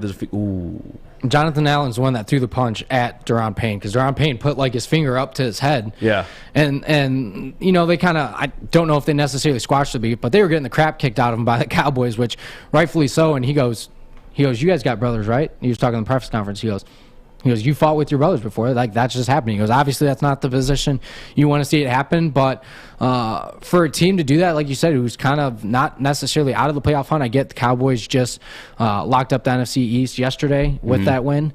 That's a bad look for anybody. Yeah, it's kind of speaks back, and I want to touch it back to Detroit a little bit, is the culture of Dan Campbell, how we spoke on how he still has this team motivated and going into every game despite the opponent, despite like, hey, we kind of call it a season, we're not going to the playoffs or nothing here. You have that, and the Washington football team, I almost called them by their old name, who has a chance at the playoffs still. And they're like just falling apart. You know what I'm saying? And that's like coach that used to be in the Super Bowl, and Ron Rivera. It kind of speaks, I guess, like again, like some positives to the Detroit Lions and the culture we're building here versus others outside. And again, with some coaches that have success in Ron Rivera. But the fighting thing, no, I mean, it sucks. Obviously, it's on national TV. It's a really ugly look. But like he said, that's, you fight with your brothers. You know what I'm saying? Well, and it shows that they at least care. They care that they're getting the crap kicked out of them in primetime television. Granted, you don't want to make it seem that way, but at the end of the day, like, it's not the first time that we've seen. Maybe it might be the first time I've seen an actual punch being thrown at a teammate. But I mean, I went to high school. If somebody walked up and like poked you in the side of the head, like when they were pissed, like you're gonna get up and do something about it. Yeah, and the thing too is like, as far as I'm caring, I don't know the context of the fight. I mean, what the argument was, but like, it is what it is, man. Like, I remember playing high school football. Like, we fought in practice all the time. In training camp, every single year in the NFL, you see the guys fighting the teammates. There's the infamous photo of Cam Newton holding Josh Norman with the crazy looking face, man. It is normal, but they did get their arses beat bad, and I'm just happy. I'm happy to have Dan Campbell in a culture, a team where that's not happening over on the sidelines. Yeah, I mean, except for what, Aubrey Pleasant almost slapped the crap out of Jeff Okudah. That's exactly what I was getting ready to bring up too. So it's just passion. It's just part of football. I mean, if you didn't see stuff like that, I mean, I think the final score of that game was 56-7. Like, it kind of fits the narrative of what was going on the sidelines. I'm happy it's not my team because but we've seen, everyone's known what's going on with Washington in the media, so to see that kind of happen with their players now, like, I'm not surprised by it. Yeah, I'm not surprised either. I see a comment by Jim Churchill, says Campbell's overrated. I just don't see how you can come to that conclusion. He's a 2-9 head football coach, 2-9-1 head football coach. I don't think anyone's put him on any pedestals, but we're just calling like how we see it. These guys are playing tough, despite the situation. And I don't think it's overrating anyone. That's just calling it as it is. I think you'd be worried if, for that instance, you had the stuff that was happening in Washington going on in your sideline. If you looked like guys were just laying over and giving up, and that's not the case. Like, there's a lot of people around the league that are talking about what this Detroit Lions team is doing. Is like they still have a hold of the locker room. That's something we saw last year. I don't know how people can look back and you saw what was happening during the Matt Patricia era. Like, those guys did not care to be there. Like, Darius Slay won it out immediately. He got out. Like, you don't have that with the first-time head coach, and I think that's some of the important things you need to look at going into next season. Yeah. There's another comment in the chat. It was a little bit earlier. That's when I asked you before we bring it back to break. Is Caldwell or Campbell? Who would you rather have? Campbell. We saw the Caldwell experience. Like, at that, people can't sit here and defend Jim Caldwell like he was God's green thumb or whatever you want to say to earth. Like, that's how mad I get when Why you gotta bring color in this, man? When people bring up Jim Caldwell, like, we were looking to get better. Granted, we did not get better. Like, we had teams that were going to the playoffs, and we were finishing with 9-7 records, 7-9, whatever you want to look at. Like, put that talk to rest. He's been gone for years now. I get, he's probably going to get an interview in Jacksonville now. But, for me, I'm so sick of hearing about Caldwell around here. It's done. It's over with. He's never coming back. Who cares about Caldwell? No, I 100% agree. That's kind of where I'm at with, the Stafford stuff, too. That's why, he's gone. Please get him off my timeline. I'm sick of it. I get it. Whatever, cool. The fastest at 50,000 yards. He's also the fastest at 155 interceptions. Get it off my timeline. I'm done with it. Take it, pack it in a car that you can get brand new at Les Stanford Chevrolet. That's right. Les Stanford Chevrolet is your authorized return center where you can take the car that you bought here in Detroit and you drove on these crappy roads, but you're ready to turn it in and buy a new one. Make sure you head over to Les Stanford Raids. Les Stanford Chevrolet. Les Stanford Raids. I don't know where the hell I was going with that one. But any maker model, find new roads at Les Stanford Chevrolet. Fellas, football season is here. It's time to make your grooming experience easy like Sunday morning. Get to Lady Jane's Haircuts for Men. Walk in, relax, watch your favorite team play, and before you know it, your hair will be game ready. Get to Lady Jane's, open 10 to 8, 7 days a week. Walk in anytime. It's wicked awesome.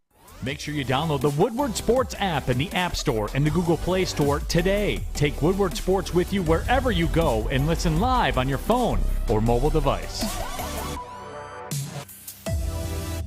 If you guys are listening now on Twitter, Twitch, YouTube, please do me a favor.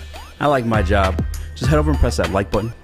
For one like a day, you can help feed Easy. You know what I'm saying? It's not much, and that's a lot of feeding to do. You know what I'm saying? So you guys, please, you're enjoying the show. Please press that like button. We like being up here. We're gonna be here all week. If you guys want us to talk to certain topics that you want to hear about that we didn't touch on today, or that you think could be a debatable topic, because I see you guys arguing in the chat. Follow us on Twitter. Head over to @SpeakeAsySports_ and Nick Leach _ and let us know. What do you guys want to talk about? Because we're going to be here all week. We're going to have an action field, man. We're going to have a couple guests this week, too. I'm excited to tell you about, but we'll get back to that. We'll tell you about that later on in the show. We're talking about the young team, young core pieces on this Detroit Lions team, and we have some more capital to grab some more young core pieces to add on. What do you think of the draft, Nick Leach? Well, it's we've already maybe touched on it a little bit, but it's, do you win or do you do you tank? Like, where do you kind of lie, or where do you want to sit and be in? For me, it's all about, I'm big on, trying to get the core here and making sure they win and build that momentum going into next year. And for me, like I said, Brad Holmes, he's drafted well already. We've seen it. We've seen it happen with the 7th pick last year with Penei Sewell, and all the other draft picks to go along with it. For me, necessarily, you don't have a Joe Burrow or Trevor Lawrence, and I get Trevor Lawrence hasn't panned out, but that was a coveted draft pick to have for the Jaguars. There's not that type of person in this draft, at least quarterback-wise. So for me, I don't really care that where you fall. It looks like they're going to fall kind of in that 2 spot now that you have a game and a half on Houston, since they just won again the other day. So for me, I actually like the 2 spot. I like being let the guy in front of you make the decision. Let the Jaguars go with Hutchinson or let them go with Thibodeau. I'm not really too worried. I like the fact that you kind of get stuck with one of those two, not necessarily you have to pick who's going to be the best one, because we know how things work around here in Detroit. People like to look at, oh, well, you could have had this person, you could have had this person. Like, that's the narrative that fans in Detroit like to have, especially with the Lions. So for me, it's just keep doing what you're doing. Keep winning. Keep playing hard-nosed football. Build that confidence there, and then get your piece. Like, top 10 talent in that, like in the NFL draft, like, they're going to contribute. There's no doubt about that. Yeah, I was on that bandwagon. I'm not gonna lie. Like, last year, when I was podcasting out of the basement, I was big on, like, let's get the first, let's get the highest pick we can get. Let's get the highest pick we can get. I don't feel that way anymore, man. Like, Brad Holmes has truly proven to me that I can trust him, and no matter where we fall. I'm a big proponent of Kyle Hamilton. You guys see me on Twitter if you already follow me on Speakeasy Sports _. But I'm a big proponent of Kyle Hamilton. Like, that's the guy that I want for sure. But like, if not, I'm cool with like whoever we take. I don't care where we fall. I'm confident that this guy's going to make the right pick. You look at the rookies that we have this year. Again, I touched on them a little bit earlier, but Penei Sewell with the first overall pick, our first overall pick. Levi Onwuzurike.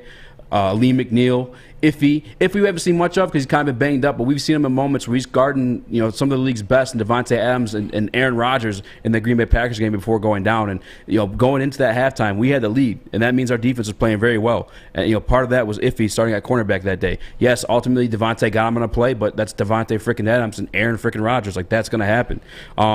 Derek Barnes, a 6th-round pick, I believe, if I'm not mistaken. Like, he had a sack yesterday, and he had the green dot last week, if I'm not mistaken, too. Like, just the value that this guy Brad Holmes is bringing, and even for like the pick does not matter because we're getting these guys in the UDFA's too. You know what I'm saying? Jerry Jacobs, fired. Like, yeah. Like what? He wasn't even he wasn't drafted at all, and he his first year, his rookie year, not like years past, like his first year as an undrafted free agent was balling with the Detroit Lions, of all teams. Like, we're not sprinkled with talent where he could just look good and better than he is because they have a spectacular defensive line. No, he was doing the damn thing, and that's an undrafted free agent. Like, the pick doesn't matter. I'm guilty-free of rooting for the wins at this point because I believe in Brad Holmes, the GM of this team. Well, and that's something that, like, honestly, we haven't seen in quite some time of draft picks that you can sit there and go back on. It's like, man, I'm happy we drafted the guy. Glad he's still here. Like, try to think in your head, like, of a previous draft pick, like from the last 10 years, that you're like, wow, he's really made the difference. Besides maybe DeAndre Swift and T.J. Hockenson. Yeah, and I'm even thinking too, like Jason Kabinda yesterday, who got hurt. I'm sorry if I don't know, but like, is he an undrafted free agent as well? Like, where did he come from? I don't remember drafting him. That's news to me. You've been on this big Jason Kabinda kick the last hour and a half, so I thought you knew everything about him at this point. Blood type B, 6'3", 264 pounds. He does not like oatmeal though. No, I'm just kidding. But no, seriously though, he's another example though. Whether he was undrafted free agent or just signed as a regular free agent, another piece of talent that Brad Holmes was able to find in a cap restricted free agency too. We couldn't spend any money. In fact, we had to take Jared Goff and pay him more money next year so we could sign our rookies this year. He did make the trade, though, I will say, for Trinity Benson, which obviously didn't work out. We haven't seen much production from him or even him able to make it onto the field. I guess bad call on his part. But outside of that, this guy's just been killing it, man. And I'm trying to find out on Jason Kapinda, and maybe I should look for the chat. These guys are pretty quick. I wish my man Steve-O was here. But just all the talent this guy's able to find, I don't care where we fall in the draft. Is there one guy in the draft, though, that you want, like for sure?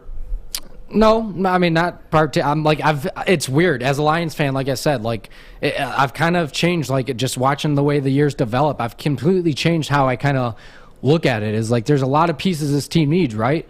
It's just again add pieces that are gonna make a difference. But there's not like one guy because like we've seen in years past. Like you go back through even the number one picks. Like everyone wanted Trevor Lawrence last year. Like oh my God, could you get Trevor Lawrence? Now you got people already calling that guy a bust this year. You got like crazy. Baker Mayfield, 2018, was taken number 1 overall. I wouldn't really want Baker Mayfield as my QB, and Browns fans might be upset about that. I get that you're a QB, but like he just served up 4 interceptions. That's something he's kind of dealt with so far in the early stages of his career, turning the ball over. Jadeveon Clowney was a number 1 overall pick. He's bounced around from team to team. Jameis Winston, 2015. Like there's a lot of like I'm done kind of getting hell-bent on the names that a lot of media and a lot of fans that get stuck on. Like that's for me, it's just like, okay, there's a reason that guys get paid to be scouts, and a reason why Brad Holmes has been so successful that he is because there's a lot of stuff that we don't see as just normal sports fans that these guys are noticing. So for me, it's like a refreshing for me, because I'm not like, oh, we got to make sure we get this pick so we can get this person. Like I loved the Jeff Okudah pick at the time when it happened. I'm not afraid to admit that. Like Jeff Okudah, has he really turned out? Like, yeah, he's been injured, and I'm not going to sit there and knock him. But no, like that, there's other guys that you could have taken looking back now. So for me, it's just like just being open-minded. That's honestly, it's hard to do as a Lions fan, but that's just where my head's at. No, yeah, I think you hit it right in the button. Is like we have to be open-minded. I hate to like sound like a broken record, but you see what this coaching staff is doing with these guys. We don't even know where freaking half these guys came from. I'm saying, like, you have to be open-minded and accept the fact that, one, either Brad Holmes knows what the hell he's doing with making these picks and signings, or two, Dan Campbell and his coaching staff, his overrated coaching staff, according to my man Churchill. I'm joking, but one of these guys know what the hell they're doing, and the best combination of it is if they both know what the hell they're doing, and we have 2 first-round draft picks coming in. Like, you can't really complain. You gotta be open-minded, like you said. Like, if they went in there and they took neither Thibodeau or Hutchinson, I'm not complaining. I'm not crying about that at all. No, it's again, I think you have to take one of those 2 guys. I will say that with those guys are difference makers on the defensive side of the ball. I mean, a lot of these teams that are in these playoff races have that kind of key piece. I mean, I look at what DeMarcus Ware did last night to DeMarcus Ware did last night to the Washington. Heineke? Yeah. But who are you talking about? DeMarcus Ware, freaking, that's old school. That's when we were like... DeMarcus Lawrence. DeMarcus Lawrence, yeah. Sam said it, yeah. Yeah. You're good. But, again, that was another guy that was taken, and he absolutely disrupted the field last night. And it seemed like every play he was in the backfield. Do you have any faith in guys like Charles Harris, who's once a first rounder, who we've seen go crazy as of late, or Austin Bryant, who we've seen doing the little celebration there, little high kick thing, or like any of those guys becoming that? I mean, don't forget, we have Romeo Okwara coming back from injury next year. We have Julian Okwara coming back too. I've seen him play more the inside this year too, but like we have guys that can rush. Like, you have faith in any of those guys developing into that? And yeah, but who's the last guy that we've had here that like could ultimately change the direction of a game or swing momentum in as the Lions' Lions' just favor? in general, just on the defensive line for the Lions. I know Trey Flowers was brought in, supposed to be that guy. You gotta say Sue, Dominican Sue, was the last one. And when was the last time he was here? Friggin' 2013. Yeah, like that's like those that helps with one. It helps with your defensive backs too. Yeah. It's like getting the pressure to the QB. So do you have faith though if they didn't take those guys, that maybe that Aiden Hutchinson or Kayvon like wasn't that? I don't see it that way. I mean, they're that high for their respective reasons. It's kind of like the national media hype though you're talking about a little bit though too. Like, yeah, I mean, you're not wrong by any means, but we've seen what Hutchinson's done against good defense, like good offensive line. I feel like the Big Ten's known for producing very, very good offensive linemen, and he tore it up all year long. And I know a lot of it for what people were saying is Kayvon Thibodeau, like, he doesn't have a lot of sacks or anything this year. I think he only had 6.5 sacks. So, but he also didn't have a guy like David Ojabo on the opposite side rushing. But he's quick. There's been moves that he makes is like that they're gonna pay off at the next level. Patty Grimes says, I like this new CBS mock draft. Has Giants trading for the number 2 pick with the Detroit Lions and to get the number 5 pick and a second and third. And we still get Kyle Hamilton. I would love for that. Especially, again, like speaking on like having faith in Brad Holmes and what he's able to do, like grab some more draft capital. You know, I'm a big proponent of Kyle Hamilton. Maybe that's something we get into later this week. Some guys that we like, and maybe we'll put some film on for you. If you guys don't know who it is or aren't as familiar as Notre Dame safety, do yourself a favor after 4 o'clock when we're not on air. Google some highlights. YouTube some highlights. Kyle Hamilton's a fun guy to watch. You'll see one play, particularly against Florida State, where he just flies across the field to make a play. It's just beautiful. Yeah, so I know you said you're sitting there reading from the chat, and I've been reading the chat too. Few people in the chat told me to stop drinking, but when you got something as good as Gypsy Vodka, it's hard to put down. So you gotta support the local guys that are from Detroit who made this vodka. It's gluten free, so you don't gotta get all that glutton up in you. So it's definitely, you can mix it with anything if you like a cocktail. I mean, it's so good you can even drink it straight. Do some shots with some friends. I mean, I did a lot on Christmas night. I was hurting all day Sunday, and a lot of it's because of Gypsy Vodka. So support the local company, and we love Gypsy Vodka here at Woodward Sports. I'm Kay Cunningham. Working with Hall Financial to purchase my first home was easier than I could have ever imagined. They treated me like family from start to finish. Find out for yourself at callhallfirst.com.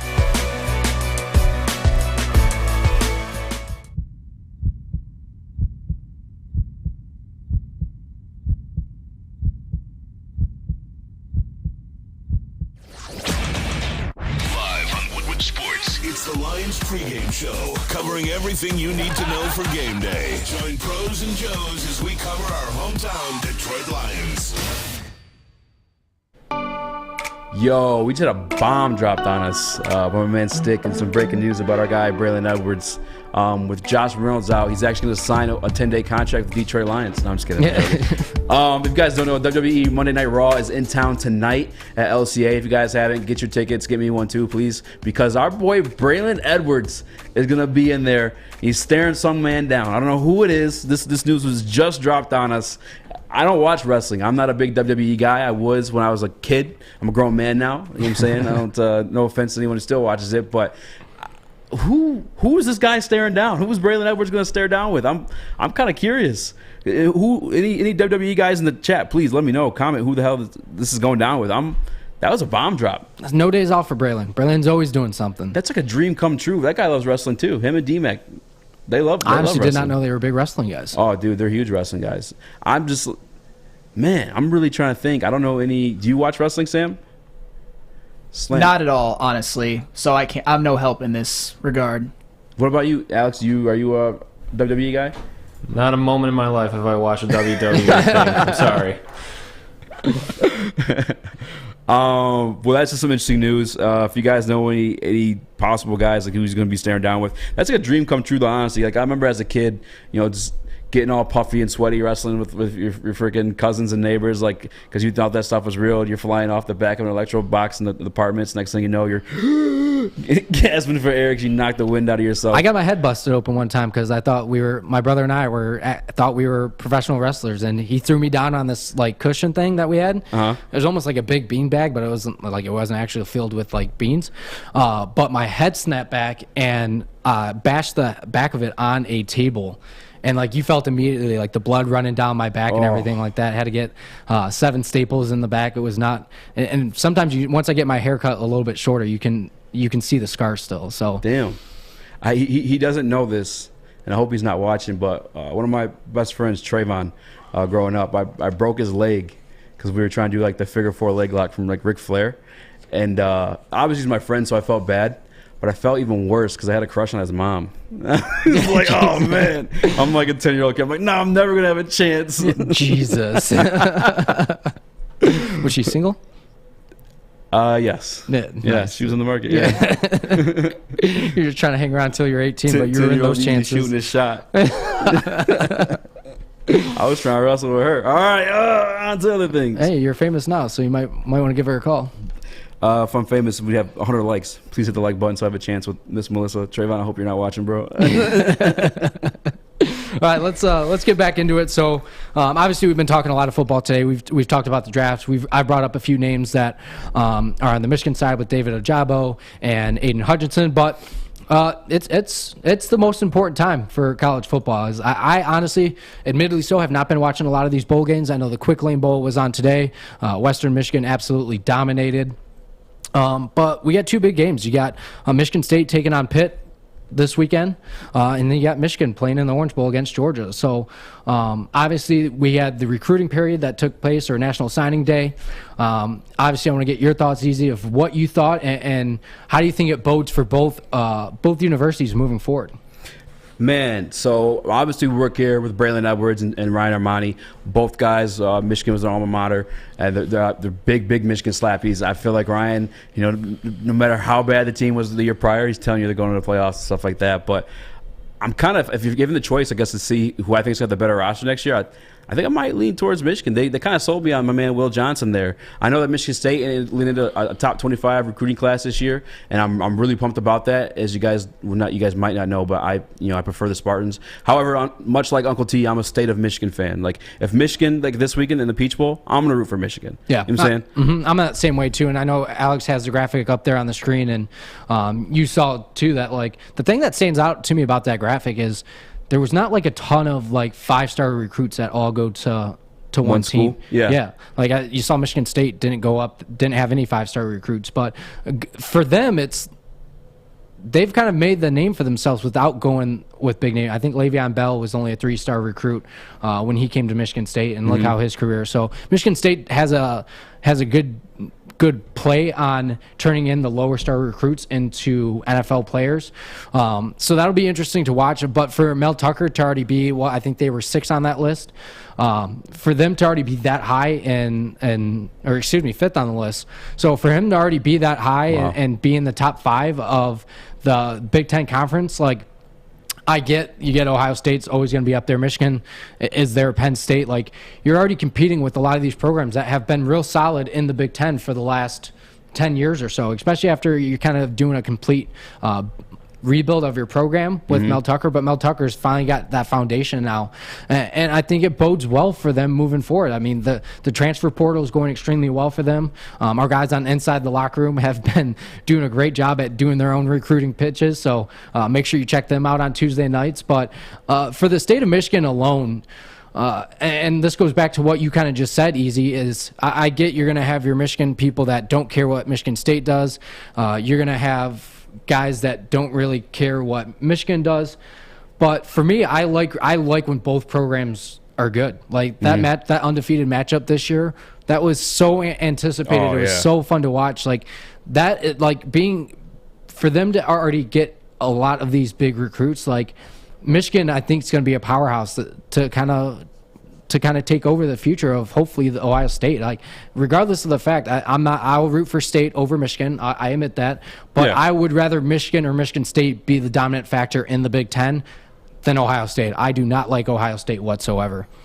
Yeah, this is a big year for Mel Tucker too, because he got that big contract, but only two seasons of play. And the first season, not pretty. Only 2 wins overall. I mean, yes, he beat Michigan this year, but we saw him get absolutely slacked against Ohio State. So, I mean, let's see, man. Let's see what this guy's about recruiting. I know his base has more been based upon, I guess, transfer portal kids. Obviously, Kenneth Walker, K9, should have been a Heisman candidate, but, he was another one of the transfer portal kids. Michigan State's coming into their own as far as, like, almost a blue-chip program, dare I say, when it comes to football nowadays. Like, because Michigan, everyone's hyped here about them being in the playoffs, but let's not forget Michigan State was there twice. You know what I'm saying? Then you had the second most watched game of all time, I think either this year or all time. I apologize if I'm getting it wrong, but Michigan versus Michigan State were the most watched football games regardless this year. Michigan State kind of on the map. He's also top 5 and receiving these recruits. Let's see what we can do with them, man, because flash in the pan maybe, because let's not forget Kenneth Walker was huge for them this year. I don't know how much we could put on coaching with that when you get a player like that, but it's a big year for him to prove it. I've never been a big guy on these like rating these recruiting classes and saying, hey, this team has like this many recruits are going to be the best, all that. Because again, like you said, Michigan State's done it, made those playoff berths without top 5 recruiting classes. The only team that's doing it routinely like that is Alabama, but that's also Nick Saban, one of the best college coach to ever coach. Yeah, and you look at the Michigan side too. Michigan's what's the best way? It's a brand. There's a brand identity there, right? Like even as a person that grew up in the state of Michigan, before I became like one-sided versus the other, and that Michigan logo, the big house, all of that stuff sticks out to you. It's advantageous. So when these guys are playing good football, when they're in the college football playoff, like you're already being able to get big recruits now that are going to want to come here. Like you get the Jordan logo.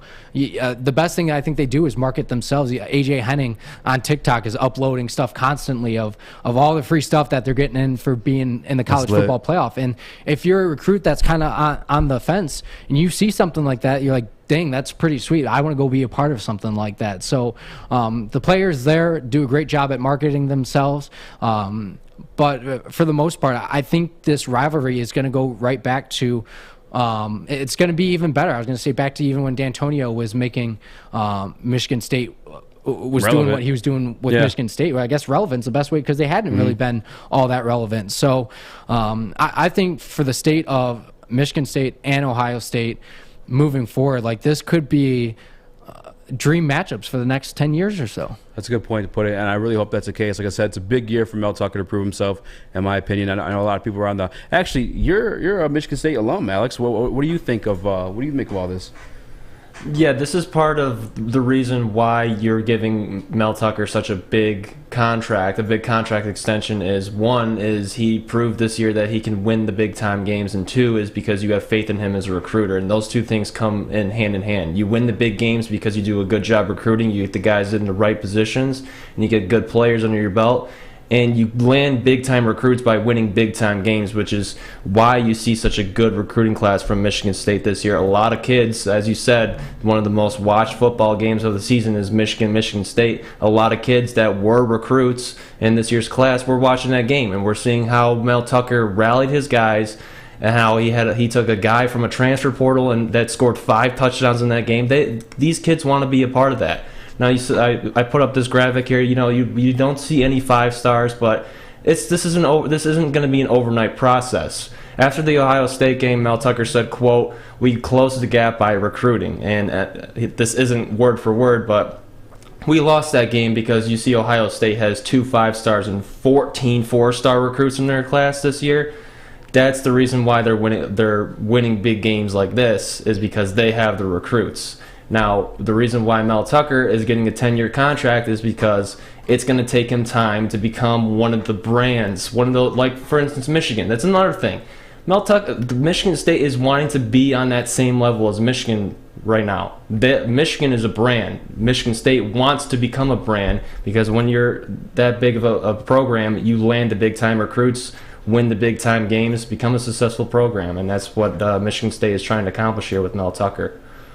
Well, and then, I mean, Mel Tucker's making Michigan State cool, too. Like, there's not, I don't even care if you root for Michigan or who, like, when you see those pictures of, like, and he's active on social media, when you see him out there smoking the cigars, blowing up the smoke in your face, like, after a big win, he's like, I want to go play for that guy. The guy who usually sits in your seat from 2 to 4 on weekdays, Ryan Armani, even he admits, him, and Alex knows it, when he's sitting there puffing that cigar, he posted a picture with Paul Bunyan.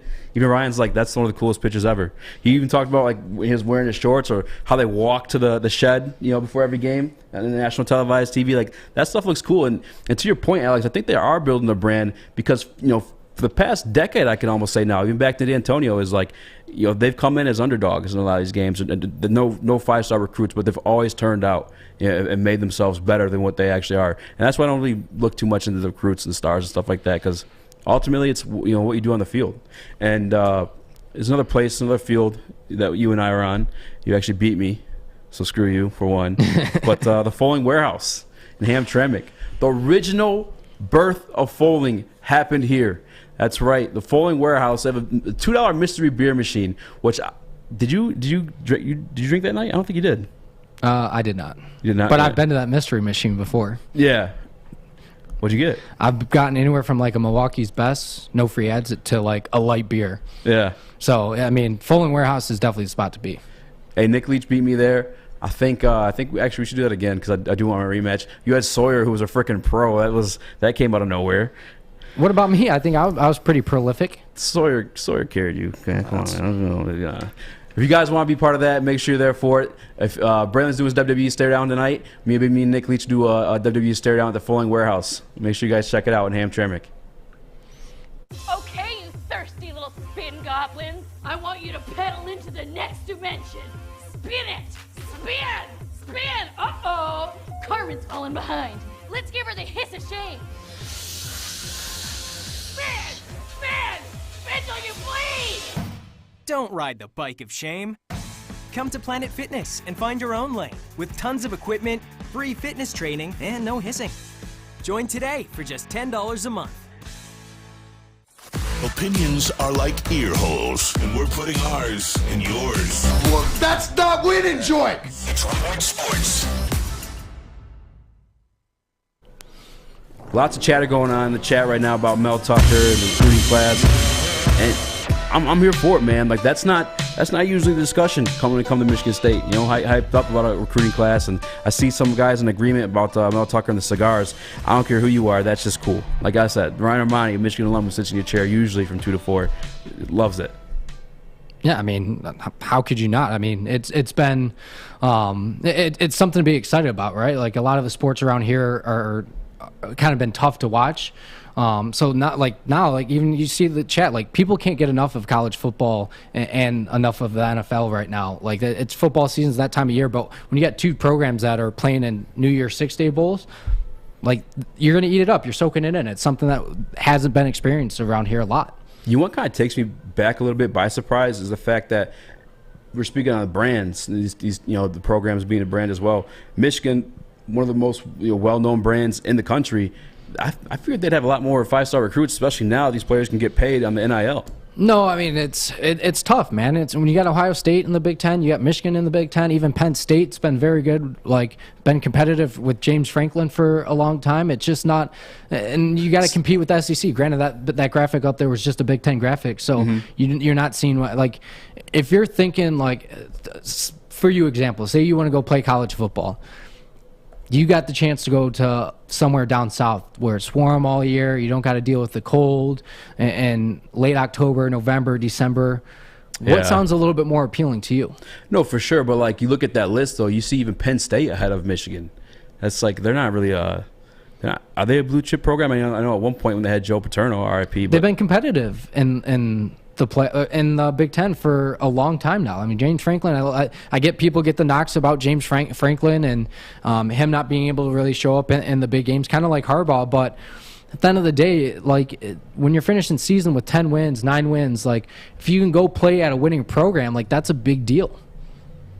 Yeah, I'm looking kind of at the rankings overall when it comes to recruits, and Ohio State actually second behind Alabama right now this year. Michigan at 13, looking for State. I don't know if these are up to date or not. 46 in the country. I mean, I guess that kind of took me back by surprise because these guys, I get, hey, you want to be in a less competitive conference maybe, but when it comes like the NIL and these guys are able to make money, I feel like you'd want like that blue chip program, a Michigan, a Notre Dame. Notre Dame has their own TV contract, I believe, with NBC. Like you're on TV every single week. Like if you're in the business of making money as a football player, in terms of the NIL, like that's probably where I would go. You're on TV, national TV, every single week. Yeah, but it's hard to compare those two, right? So you talk about Michigan State trying to be that brand, right? When you think of college football, what teams do you think about? You think about Alabama, you think about Michigan, you think about Ohio State. Unfortunately, as much as I like Michigan State, it's always going to fall to it's always going to fall just beneath those programs. And granted, like they do a good job at competing. Same thing with Penn State. Even like you look at a non-power 5 team. Look what Cincinnati's done this year. They've gotten into a playoff. So it's all about changing these 1-2 stars. Hell, even guys that are not even ranked at, like, have no stars at all. It's developing. Do you have the coaches there that can develop these guys into playmakers? And we've seen it, like I said, we've seen it with Michigan State. You see it all the time throughout college football. It's like, just because you want a star athlete coming out of high school doesn't mean you can't be changed. Like, you got to think, I even grew after the age of 18. Like, I didn't hit my growth spurt until I was almost 19 years old. Like, these guys are still growing and trying to figure out, like, if you have somewhat of an ability and then you start growing into your body a little bit more, you never know what could happen in your couple of years at college.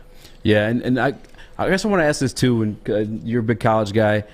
How much is a transfer portal, like, is that in the same level of recruitment? Is it its own category? Is it like just one? Because technically you are still like recruiting, just guys from other programs, and like, what are the rules for when you can contact these players? Is it after bowl eligibility, or like, how does that work? Well, it's the transfer portal is kind of new to everybody. It's even new to me. I don't know too much about it yet, but like you've seen, like, the NIL has made it a bit different. I mean, it's hard to see. Like, you saw in the first year with Mel Tucker. Mel Tucker does a very good job at attacking that. Now, like, that could be an avenue for him where he's going to beat guys like Jim Harbaugh and Ryan Day at Ohio State at being better at. So that could be a strength that for the future turns into something very good for Mel Tucker. That's probably what you want to be better at, because like how we're speaking on, like, these stars, these recruits, these 5-star recruits, they're really just nothing. They're just a ranking online, like, until you actually see the play on the field. You know, the portal, you're actually picking kids after you've seen the play on the field, after seeing them on the field with the competition at the collegiate level. Like, that's probably where that'd be my main focus, at least. You know what I'm saying? I'm not hoping on a 5-star because you're this website says you're a 5-star. I'm going based off film that I've seen you against top tier talent within your division. What is your take on the transfer portal? Is that something that Mel Tucker's pioneering in terms of, like, profiting from it or benefiting from it? Yeah, it's just it's almost uncharted territory in college football now, but like, it's going to become more of a big thing the more time goes on, especially when you have coaches like Mel Tucker are treating it like like they're general managers in college football. It's basically just bringing the game of recruiting, but not just for high school kids, but for guys that are like first or second year players that are not happy. For instance, like Michigan State, they've made a name this season for having a lot of transfer guys come in and play huge roles. But at the end of this season, I think we've had about 10 or 11 guys enter the portal themselves. So it's just, it's good for the kids that, that it gives them the ability to move to places where they think they're a better fit, but I think it's also making the realm of college football a lot more interesting as far as maybe like tampering goes, or again, NIL plays a big factor in this. So but yeah, the transfer portal, it's here to stay as far as in the world of college football. Yeah, I'm looking right too. Michigan State actually has 16 portal transfers from the team itself. So I guess it could be a detriment as much as it is a benefit too, because maybe those are guys moving on to those blue chip teams and make big money. I mean, who knows? I mean, I look at a guy even on the Michigan State side. Xavier Henderson came over, and I believe he came over from Florida, if I'm not mistaken, or Alabama. Recruited Henderson. I'm pretty sure. He was a recruit. Oh, Xavier Henderson was? Yeah. Henderson was a recruit. You were thinking of Quavaris Crouch. We came over from Tennessee. Yeah, so I mean, obviously that's kind of where my head was at. But like, you can sit there and say that, is like we saw that, like, you talk about these recruits coming into these colleges. You get the 5-star recruits. A ton of them go to Alabama each year, or SEC schools. Like, eventually some of those guys that are, they're 2 or 3-star recruits that ended up there that aren't getting the playing time. Like, those are still really good athletes. That's where I think Tucker's kind of going to go, or even some of these teams in the Big Ten that don't get those big star recruits out of high school. So it's going to be fun to watch. It's already exciting in itself. And honestly, like, admittedly, you're not going to really know some of these guys until they step on the field and start making a difference. Like, you didn't know who Kenneth Walker was last year. I didn't know who Kenneth Walker was last year. Nobody did. So like that, it's kind of a land of uncertainty, at least for an average fan. Yeah, it's going to be exciting to see and dip into. Like, I'm looking right now. It seems like the 16 transfer portals from Michigan State were all from the D'Antonio era, and according to this article, Tucker, former SEC coach, has an eye for the talent it takes to compete at that level. So maybe it's a good thing. we'll see. Like you said, it's uncharted territory.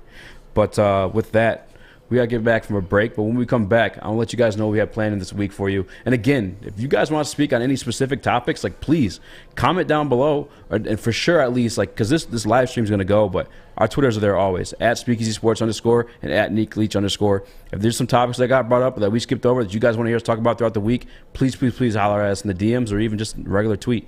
We'll be back. This is Woodward Sports, the bottom line. Hi, I'm Kay Cunningham. I'm proud to partner with Hall Financial, the mortgage company known for 5-star service. Don't just take my word for it. Check out their 5,000 5-star reviews for yourself. Go to callhallfirst.com and get started with your 5-star experience today. What's the over-under? Should I tease? Who is the lock of the night? Make sure you're watching Woodward Bets to get the latest in sports betting and more. Woodward Bets daily on Woodward Sports. I know Eazy talked to you guys about, heading over our Twitters once we get done here, but I'm gonna have to head over to Lady Jane's. I'm getting a little burly up top. There's the Brillo pad, as people like to call my hair. So might go see my girl Alyssa, see if she can squeeze me in before she gets out of here today. But come on over to Lady Jane's, get a wicked awesome haircut. Open 7 days a week from 10 to 8. So you can come in at any time during the day. They've got a great waiting area. If you didn't set up an appointment, you can set up an appointment online and you can pick your stylist too. Like if you got one person that cut your hair go ahead and book them. They're all yours for however long it takes. To be a half hour, could be 2 seconds if you're just doing a beard trim like Eazy. So make sure you come into Lady Jane's, get that wicked awesome haircut. They also do the hot leather neck shave. The hot leather neck shave is one of the best feelings. You can even get a little scalp massage too. That's what I should get because I have no hair to cut up there. So maybe I'll just get a massage. You ever seen the videos of Tom and Jerry or an old Disney cartoon with a cat on top of a bald head massaging it? That's what I see happening for you. I almost took that to places we didn't want to go on there. We're here all week, Nick Leach and I. We'll make tons of inappropriate comments like that one, and I'll be filtering tons of swear words with other words that begin with the same letter. And again, I'm looking for words to do that with, so please feel free to jot them down in the chat. But this week, man, I want to talk Pistons eventually, but it's kind of hard right now. They're without their head coach, Dwayne Casey. He's out due to personal reasons of COVID, and more than half their freaking starting lineup. Yeah, so we saw last night Derek Walton got the start for the Pistons, so that was interesting to watch, and they got absolutely whooped up on by the San Antonio Spurs. But going back, it's weird to see the route that the NHL has taken versus the NBA. NHL has pretty much just been suspending games left and right. And I don't know if that seems like that's going to continue as guys continue to go on to COVID protocol. Lucas Raymond just went on there the other day with Nick Leddy. There are games scheduled for this week, but COVID is just running rampant through the NBA and it's honestly through all sports. But at least on these teams, especially the NBA, you only have 5 players that can be on the floor at one time, right? So once you lose 4 or 5 guys, you got to start making some drastic changes. And like I said, I don't think Derek Walton was ever expecting to start at point guard for the Pistons this season. And I love the guy. Played at Michigan, local kid, and it's been weird to watch. It's been hard to kind of actually tune in and watch the Pistons because what you're getting out there is essentially the G League team, and that's no disrespect to the Drive or the Cruise, excuse me, but it's somehow they got to start figuring out something to do. I don't know if they change the protocols or what they do, but it's definitely not doing well for the product of just the NBA and the NHL. No, it sucks because, like I said, I wanted to talk Pistons, but the Pistons that are playing right now aren't Pistons that are going to be there for the long haul. They're right. So how do you how do you sit there and talk about something that it's just kind of it's a filler time? It's not really what you're getting is, like you said, they're not going to be here. You can't speak on the development of Cade Cunningham over those games or even some of the young players. We can't even biscuit about Dwayne Casey because he's not even there right now. You know what I'm saying? But on the 30th, we will have James Edwards in as a guest. I don't know if it's going to be virtual or in person yet, but as you guys know, it's a Detroit Pistons beat writer. I think the swaggiest of the beat writers, I must say.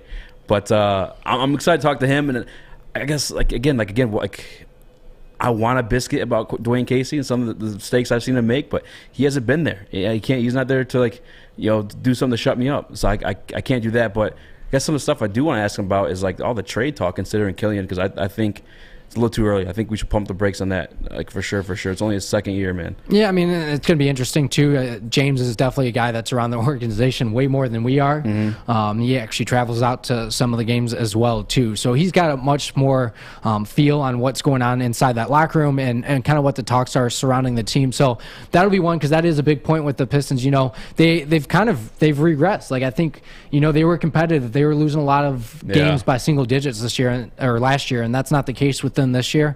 So it'll be interesting to see what he has to say as far as that. The Kelly Olynyk injury has been just awful for this team. You didn't realize how big a key piece like that would actually hurt this team, and it has.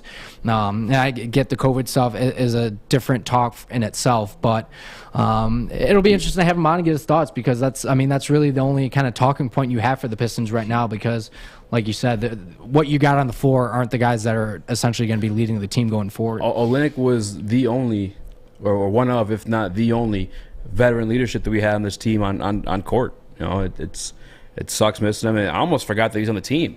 Yeah. It was his first year with us, and he played how many games? 10, 12 before he's gone? When is he coming back? 2 months now or a month? Yeah, I think it was 6 weeks was the initial diagnosis for him, so I haven't heard really an update on what's been going on with him. But, got to give a shout out to the Garzilla himself. First 20-point game. Yeah, 20-point games last night. So at least he's been able to kind of step up with a lot of these guys leaving the lineup. And I believe it's his birthday today. So happy birthday. Oh, yeah. Happy birthday, Luke Garza. Happy birthday to Mickey Redmond. Yeah, Mickey Redmond, the GOAT. Yep. GOAT of announcing. And happy birthday, Mom. Yeah. But no, so that's one of those things. Luka Garza dropped his first 20. That obviously good for him. But we've seen in the past being Detroit Pistons fans. You remember Moose?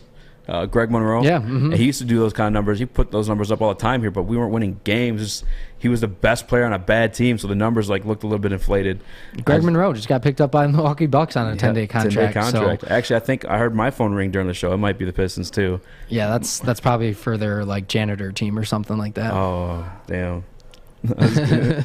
Hey, I joked around about the Lions signing Braylon to 10-day contract. The Pistons might as well too, because it's bad, man. It's all bad. Like I said, they have Bill Murray out there, man. You got something? Were you gonna say Flannel Sam? Nope. Oh, I thought you had something about the Pistons. Oh, sorry. I thought you were gonna say something about the Pistons. I apologize. Couldn't hear him. Any guests you plan on lining up this week? No, we're just going to keep rolling with the Leach and Eazy show, filling in for Armani and Edward. So, again, appreciate all you guys tuning in. And like you said, if you like what you hear, or if you want us to touch on anything specific, definitely come over to our socials. Eazy and I are pretty active on both of our Twitters. So we're definitely open ears. So not too much going on. Hopefully the Pistons and Red Wings get back in action. We'll get you ready for the bowl games this weekend with Michigan State and Michigan. But it should be a great week. Yes, sir. Like you said, holla at us at Twitter. Let us know what you guys want to talk about, and we'll do it. I'm Eazy. This is Leach. Alex, Flannel Sam. It's the bottom line.